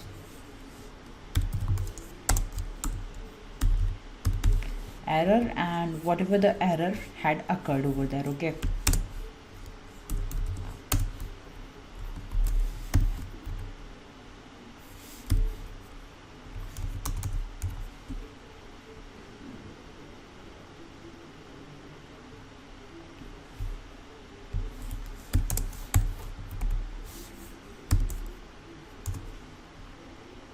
Now let's modify this refresh function. Okay, so here inside this we have to make all the API calls for our line chart again, because the data will be destroyed and we have to create a new line chart. So for that we will give our API URL again. So let's say HTTP. Okay, or else you can just copy it down from the top. So we will copy this part, this particular part, and inside this I just want for whatever the data is for my line graph. Okay, so let's copy the whole thing over here.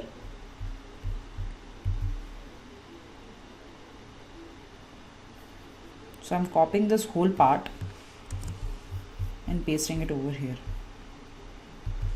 So on refresh, what we are doing is we are just making the same API call over again. Okay, so here I don't need this data to be updated when I refresh that particular component. I just want to refresh whatever the data was in my line chart.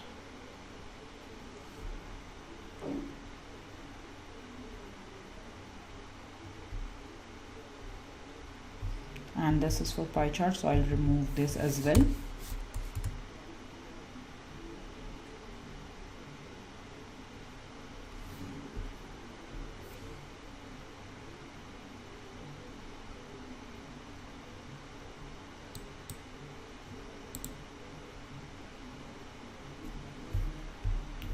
I guess this particular part is completed. Let's try to run this. So I'm opening new terminal over here, and I also have to write a command in my backend terminal as well. So here somewhere we had our backend terminal, right? Okay, you cannot see it. So let's first move to backend. So let's say cd and node.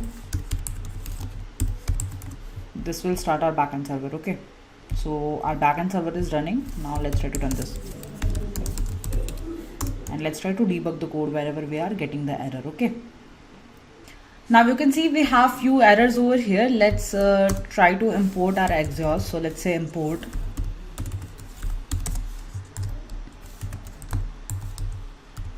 exhaust, and it will import the exhaust. Now only one error will left, that is import chart. So let's say import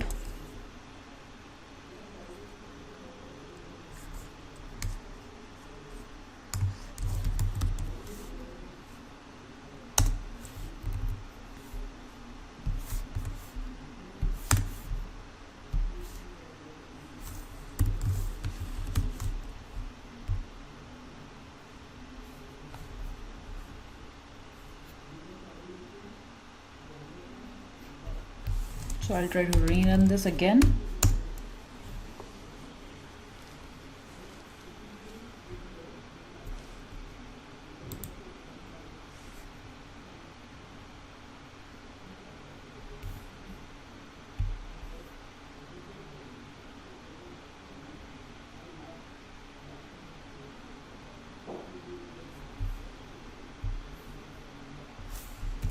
So you can see after rerunning it is working just fine, and you can see all the data coming from the backend over here. Okay, so you can see over here there is one error as it is destroyed whenever we are refreshing it. Okay, so we are not getting the line chart data over here.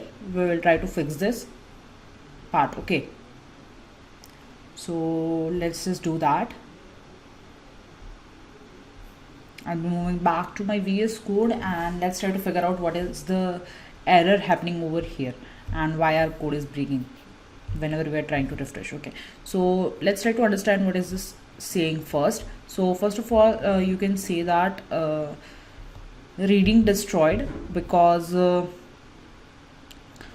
refresh there is some URL issue or there is some on click issue over here. Okay, let's try to fix this part.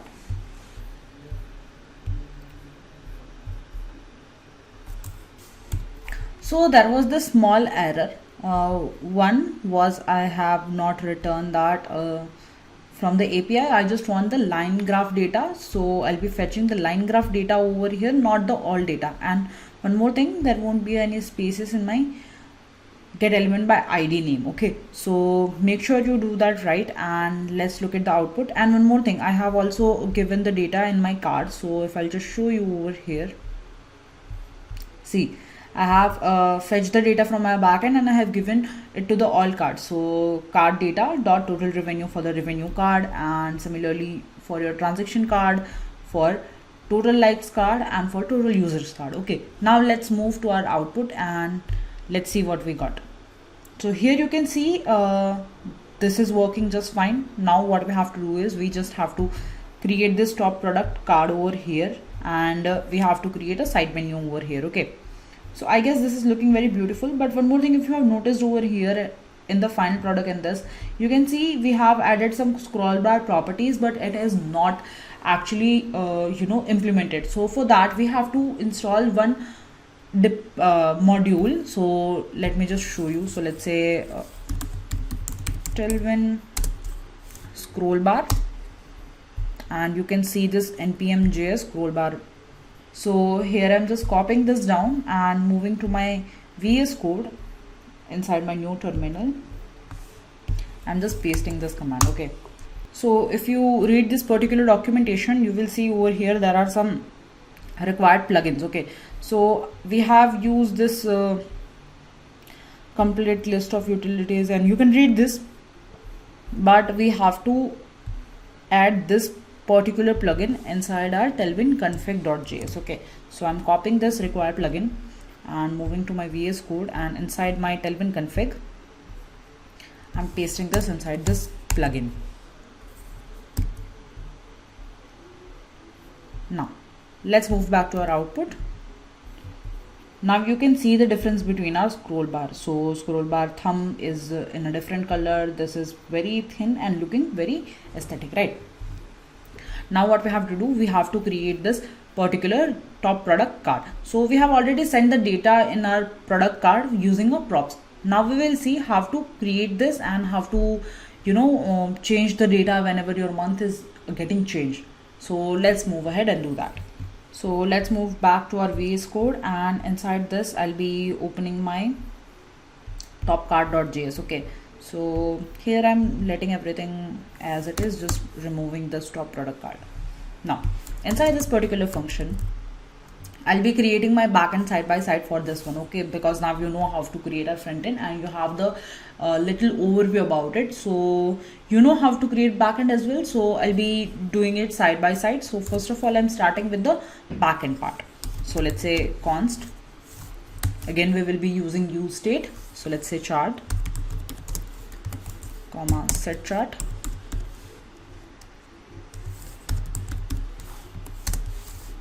is equal to use state, and we know that we are getting this particular charts from our backend. So let's write charts over here, and we have already passed the data of our charts from our other component, which was dashboard, right? So we just have to use that particular prop. So if you don't want to write props is equal to and everything, so you can just write it inside your function inside curly braces, whatever the prop name you want to give. So here I am using charts as my prop name, and that particular prop data is going over here, which is coming from the backend. I hope this part is clear to you. I don't want you to guys get confused over here, and I hope this is clear to you. Now let's move ahead and create one more use state. So let's say select. So for our pie chart, the data is getting changed when the month is getting changed. So for that we also have to keep track of what month we are in. So for that I'm creating one more use state. So let's say selected month comma set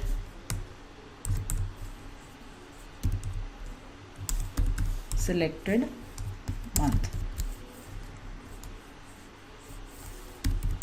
months, and over here also it will be months. Okay, now again we will be using use state and on the starting we want it to be January. So if you know, the indexing start from the 0. So first of all we will keep it at January, that is at index 0, and similarly at index 1 we will be having February and so on. So whenever the options are getting changed, we will change this particular selected months accordingly. Okay, now after this we also have to create one constant variable to store our API URL. So this is the same API URL we have used earlier. So http :/localhost :8000. So 8000 is basically the port we have our backend in. Okay, /pie chart.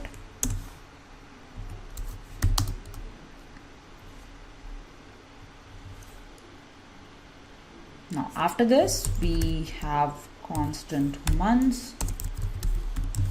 So I'm creating one array to store all the months. So starting with the January,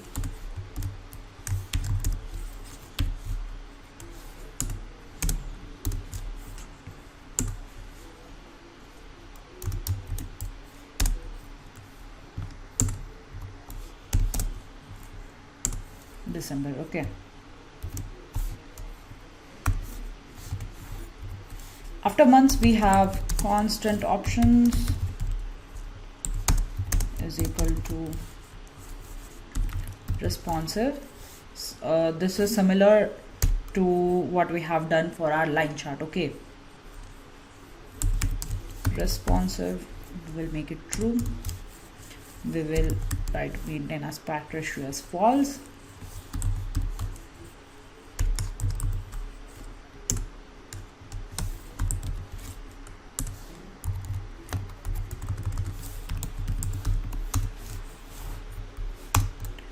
After that we will create our use effect. So let's say use effect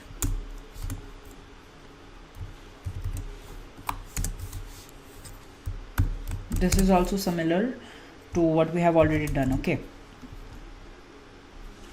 so let's first give one control statement over here. I guess we don't need transpose anymore part. Okay, so let's create one variable over here. Let's say const ctx is equal to document dot get element by id, and in this case we will be creating the element with the id top product.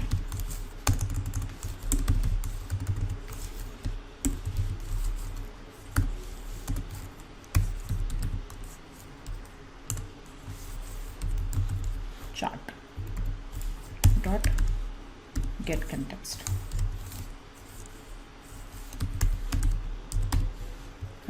And this will be in 2D again.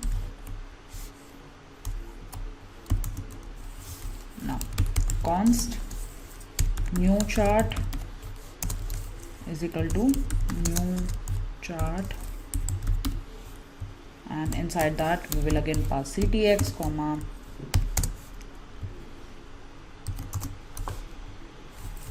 type of the chart, that will be pie chart, comma data will be chart, comma options will be options. Now we also have to import this chart, and we also have to import the Axios. Okay, so let's do that first. So over here at the very top I'm writing import Axios from Axios,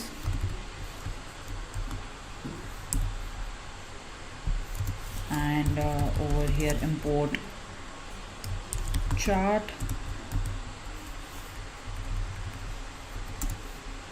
and again this will be auto.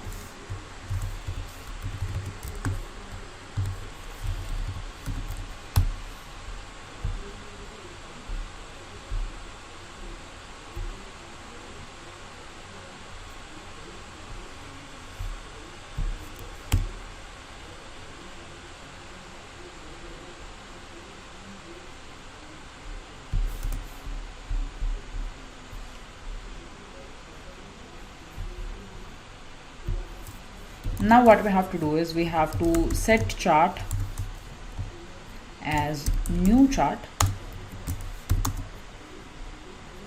and we also have to destroy this particular chart whenever we are changing the month. So for that we also have to destroy chart. So let's say new chart dot destroy.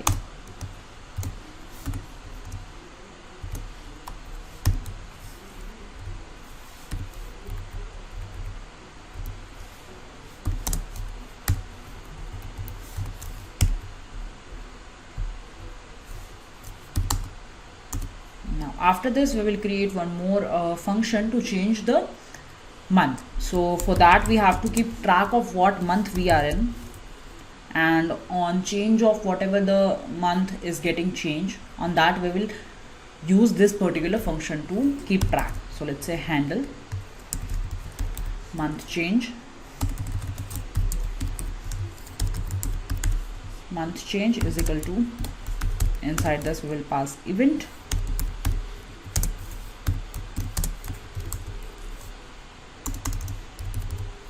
Now let's say set selected month. Also we have to parse that particular month into int, because in the database we have stored in format of 0, 1, 2 and 3. Okay, right. Now we will pass it at event dot target dot value. You will get all these things what we are writing over here whenever we are create this particular front end for this particular part. So let's say let API is equal to API URL plus months.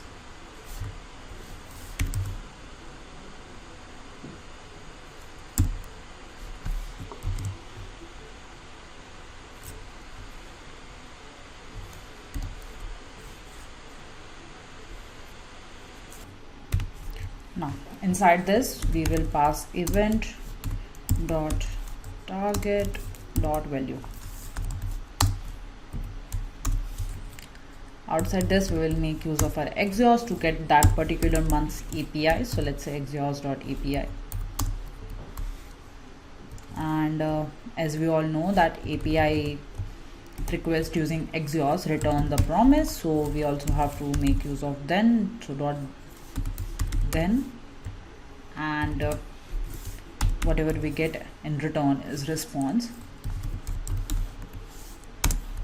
We'll again create an arrow function over here, and this part is now similar to what we have already done. So first of all we will destroy the chart,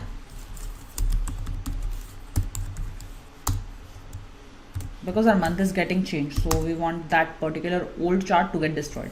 Now again we will create one constant, and name of variable ctx, whatever the name you want to write, you can write that. Get element by id, and over here let's say top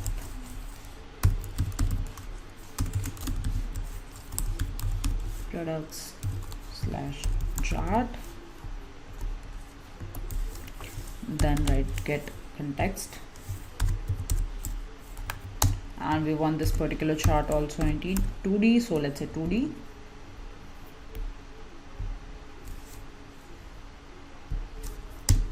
This will be dot get context. Okay, now we'll create one more variable over here like this, and the name of the variable will be new chart, and we will assign that particular new chart to new chart. And inside the new chart we will pass this particular variable we have just created, comma,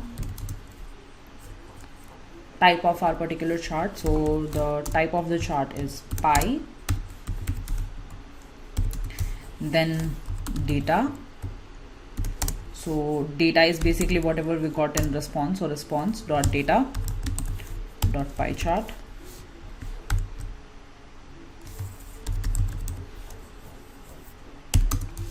We will pass the options,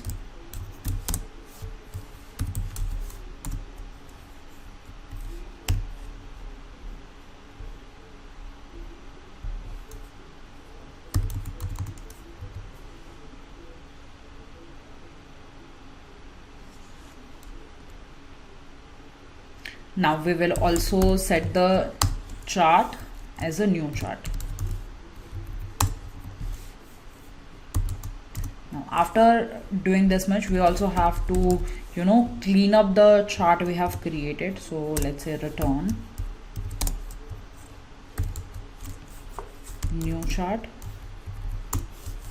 dot destroy. This will make sure that our new chart variable is empty. Okay, again. After that, in case our exhaust request didn't work, in that case we also have to cache the error. So let's say error.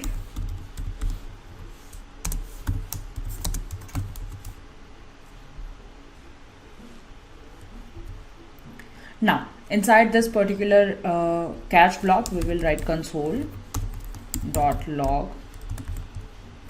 and the error message. So let's say exhaust error, error.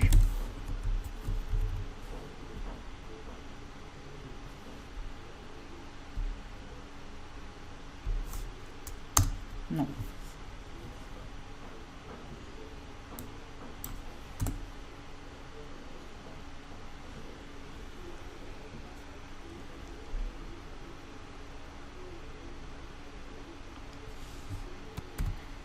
Now we are done with the API calling and everything, so we will move to our front end part. So let's do that. So over here, let's say class name,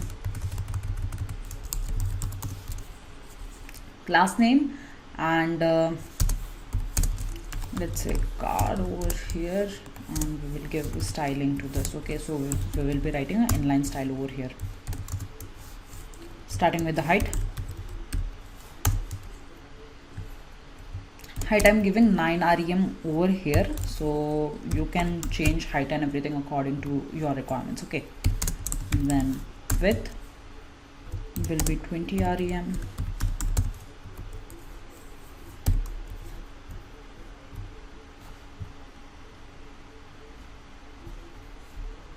Now inside this, I'll be creating one more div. So let's say div, and we don't need this terminal over here right now. Okay, so I'm just closing it, and let's give this div some class name. So let's say class name. So this is the header part, and so let's just give header over here, and now after this, let's say display flex, justify content space between.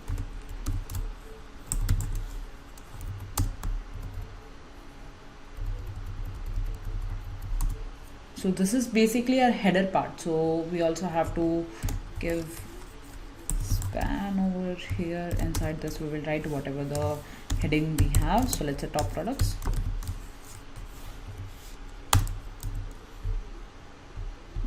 Let's give some styling to this particular text. So let's say font will be bold.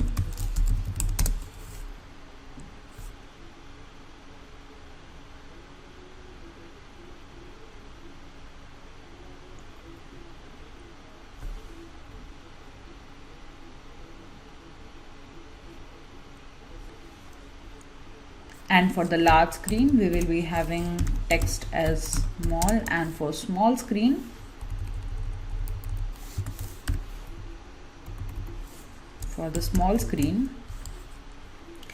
text will be extra small.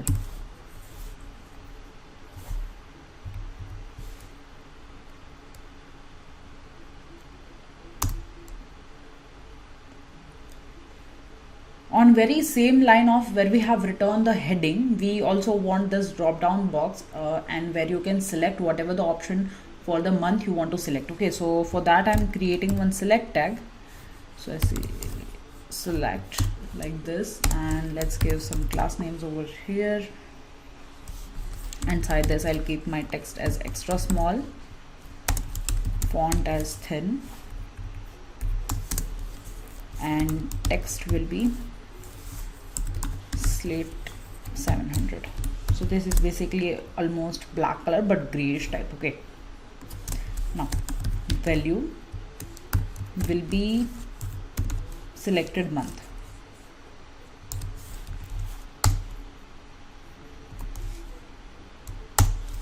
Now on change, we have already created the function what will happen on change. Okay, so for that we have created handle month change function, so we will call that.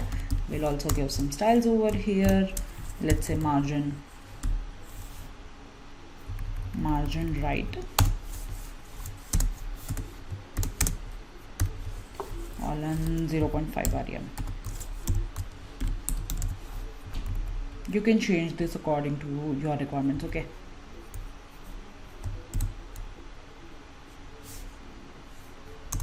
now after that, inside we also have to write some options. So let's say options value is equal to 0 and text will be January. And similarly we will do for all of the other months. So the only difference will be is 1 at February, 2 at March, 3 at April, and so on. So let me just quickly do that. So I have completed this particular part, and now what we will do, we will create a canvas over here. So we have already created canvas for our line graph, but now it's time for our pie graph. So let's say class name over here, we will make flex inline. So there is no option, so I'll write it inline like this. And we also have to give ID over here, and make sure to give same ID whatever you have used whenever you are making API call. Okay, so let's say product / chart. So this was the ID which I had given. You write whatever you had given over there. Okay, and over here I'll say width is equal to 100%,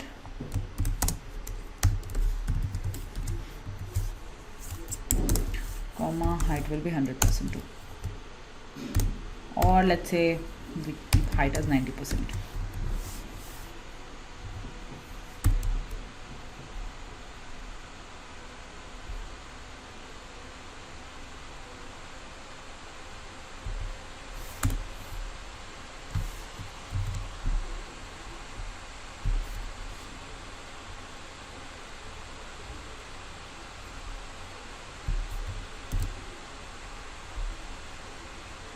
Okay, so we have successfully created our top product cart. So now let's move to, okay, so here it is saying that use effect is not defined. So let's import our use effect. Over here I'm giving a comma, and let's say use effect hook like this.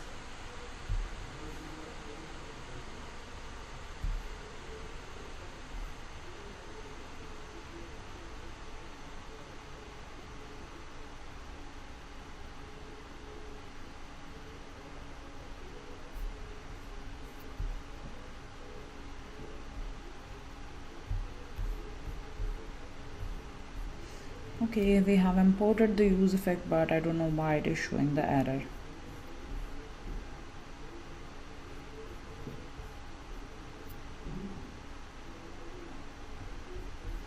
So let's just try to rerun this particular code so that we can get the idea where we are getting the error. Okay, so let's say npm run start. Our backend is already running, so we don't have to worry about that. And in the browser I'm just closing this tag.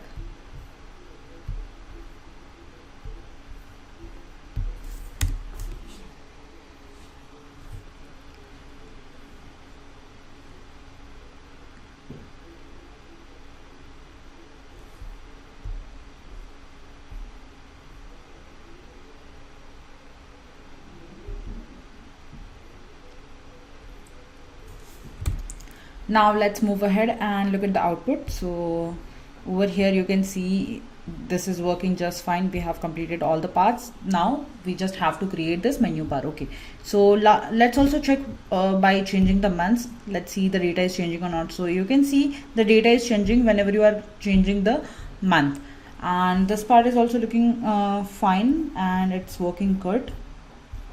Now let's focus on creating this menu bar, and before that you can see the screen is not perfectly aligned. So for that, what we have to do is we have to make our margin, padding and everything at 0 or in our index.css. okay, so let's move to our VS Code, and over here I'll be writing some codes. Now over here we will write universal code. So just give star and curly bracket. Now let's make margin as 0. Similarly we will do for our padding. Now let's check the output. So now you can see this is looking good.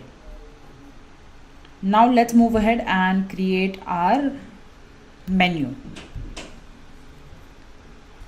Okay, so inside my menu, if you have looked at the menu was completely responsive. So for the mobile view, I had just a button, and on click of that button, the menu was popping on, right? So for that, we have to create one function to keep track of whether our menu is open or not. So for that, let's create one function over here before our return statement. Okay, so let's say handle toggle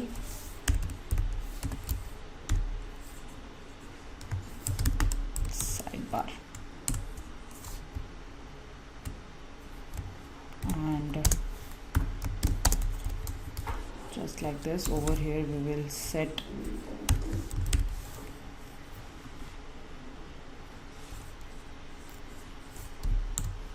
show sidebar as not equal to show sidebar.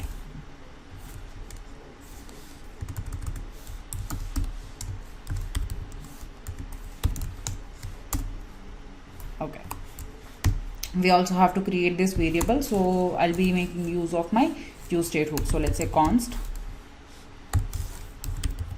so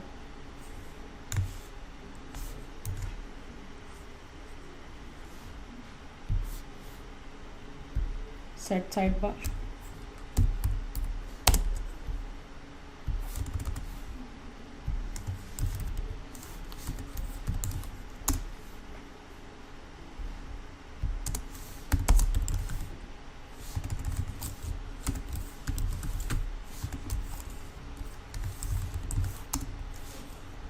And initially we will keep it as false.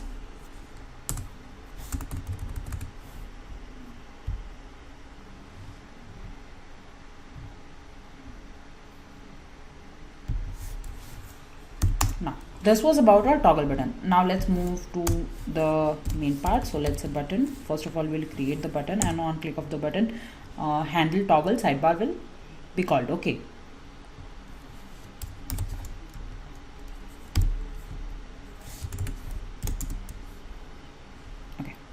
after that we will give some class name to this particular button. So let's say class name. First of all, we'll make it inline, flex, item center, p2, mt2, text sm,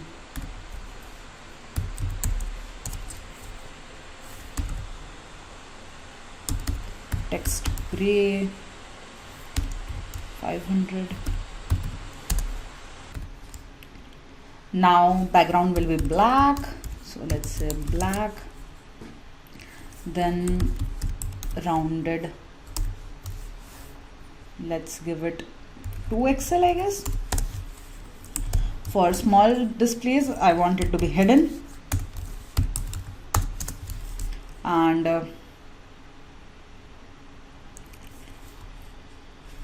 hover bg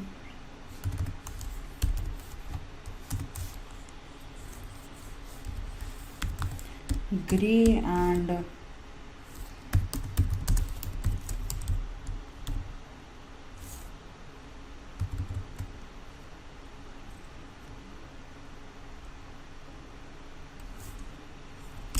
focus string should be 2 and focus string color will be gray.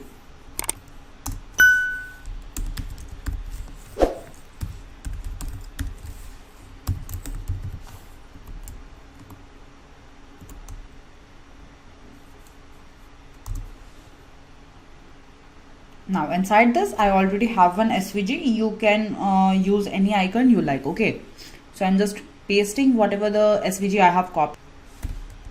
So here I'm pasting the SVG, and now we will create the aside.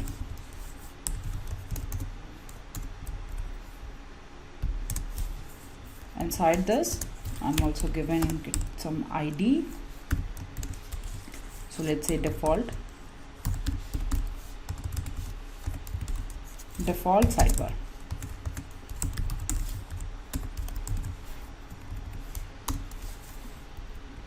Now we also have to give some class names over here. So let's say class name,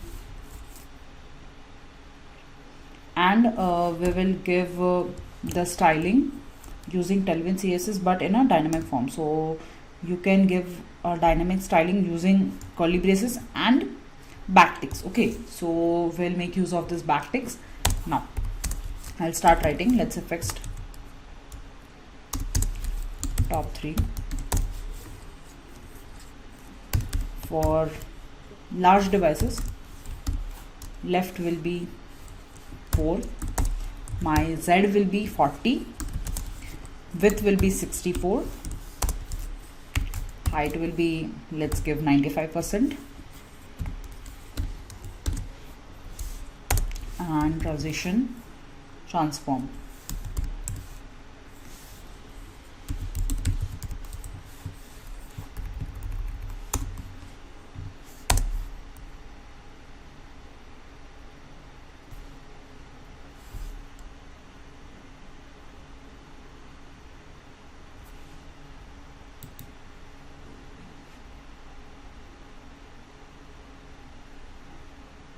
Now after that we will give one $sign over here, and then we will write show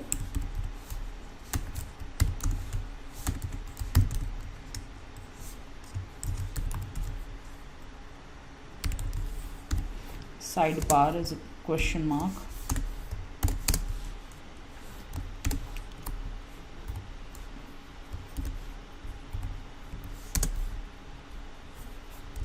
If the show sidebar is true, in that case what we will do, we will transform this. So let's say minus translate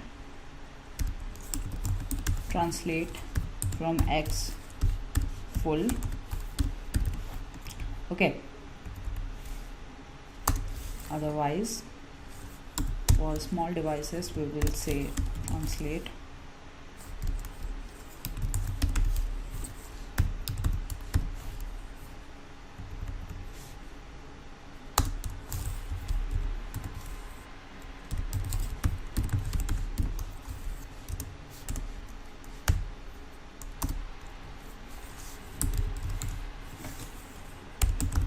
sidebar.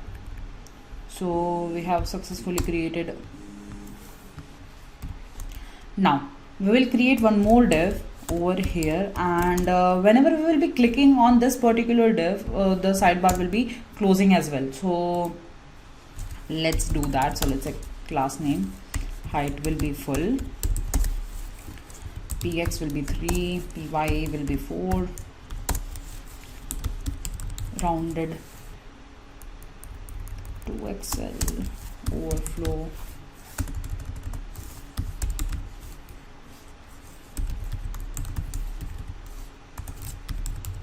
hidden, and background will be black,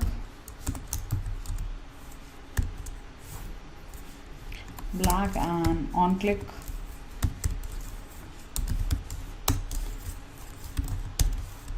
handle toggle sidebar. Okay,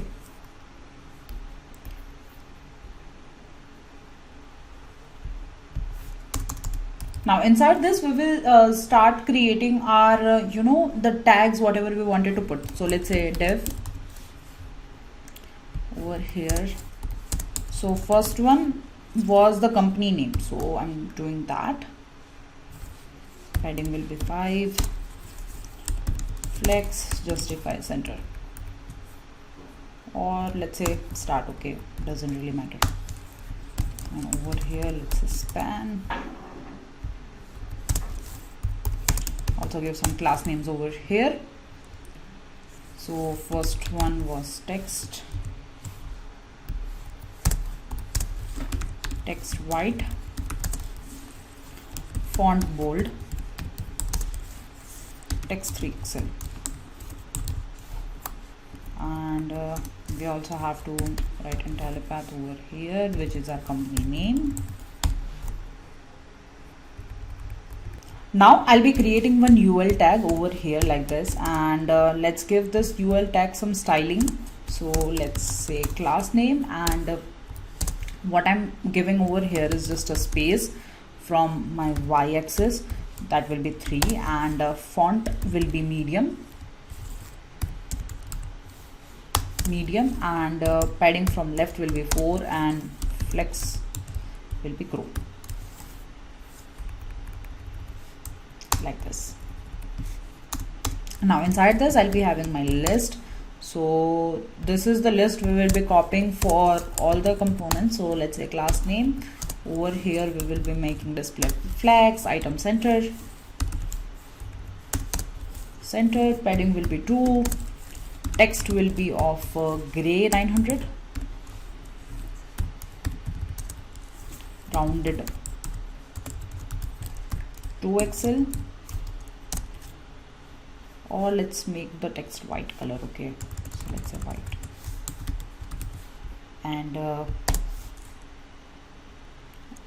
and I also wanted to change the background when we are hovering over it. So let's say hover BG, and let's make the background as gray. Let's keep it 300. Okay, or let's give 400. Fine. Now inside this I'll be having one icon and one span tag. Inside the span tag I'll be writing all the options. Okay, so I have already have some of the icons imported, and whatever the list I want to add, so I'll just quickly add that and I'll show you. Okay, so I have pasted all the list which I had with me. So you can see I have took this icons, and this is the list. So I have copied this, how many list I wanted, and I have pasted. Okay, and with that we have completed our menu section as well. So now let's move to output and let's see the final output for this. So you can see over here we have successfully completed our dashboard, and it is looking very beautiful. Now it's time to push it on our GitHub. So let's do that. So I am inside my GitHub, and I have clicked on new repository, and now we will be creating a new repository over here. So let's give our repository some name. So let's say React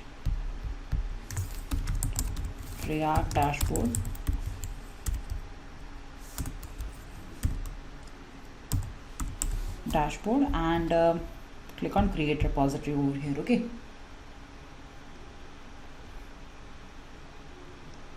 now before pushing this project to our repository, what we will do, we will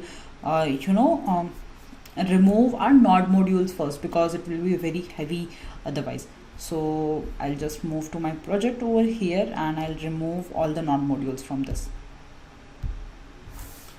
So let's remove this.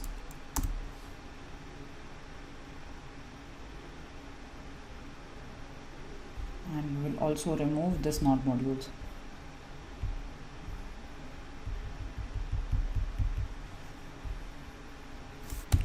Okay, so we have removed our node modules now, and what we will do over here is we will open a new terminal over here, and I'll be taking this on the side, and from here we will start copying this command one by one. So let's say we copy this and paste it over here, then we will init the Git repository like this.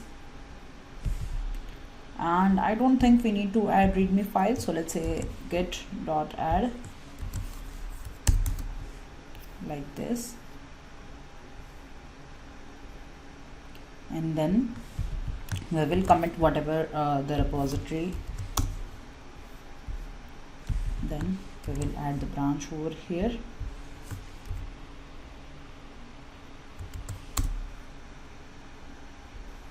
Main branch. Then we'll copy this, paste it over here, and we will push this.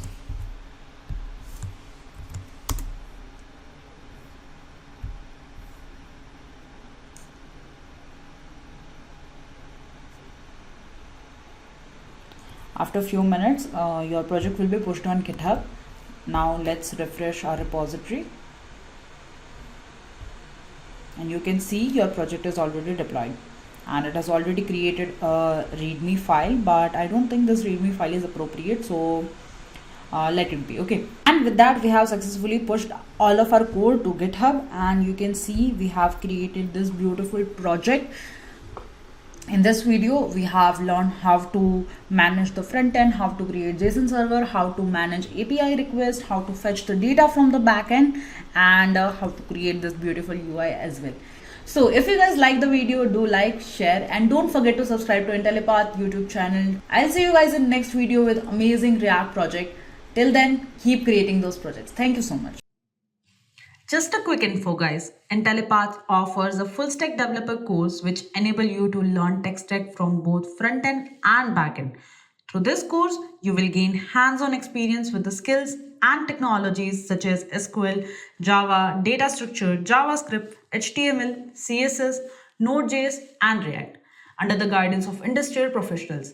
With this course, we have already helped thousands of professionals in successful career transition. You can check out the testimonial on our Achievers channel, whose link is given in the description below. Without a doubt, this course can set your careers to new heights. So visit the course page link given in the description and take the first step towards the career growth with the full stack developer course.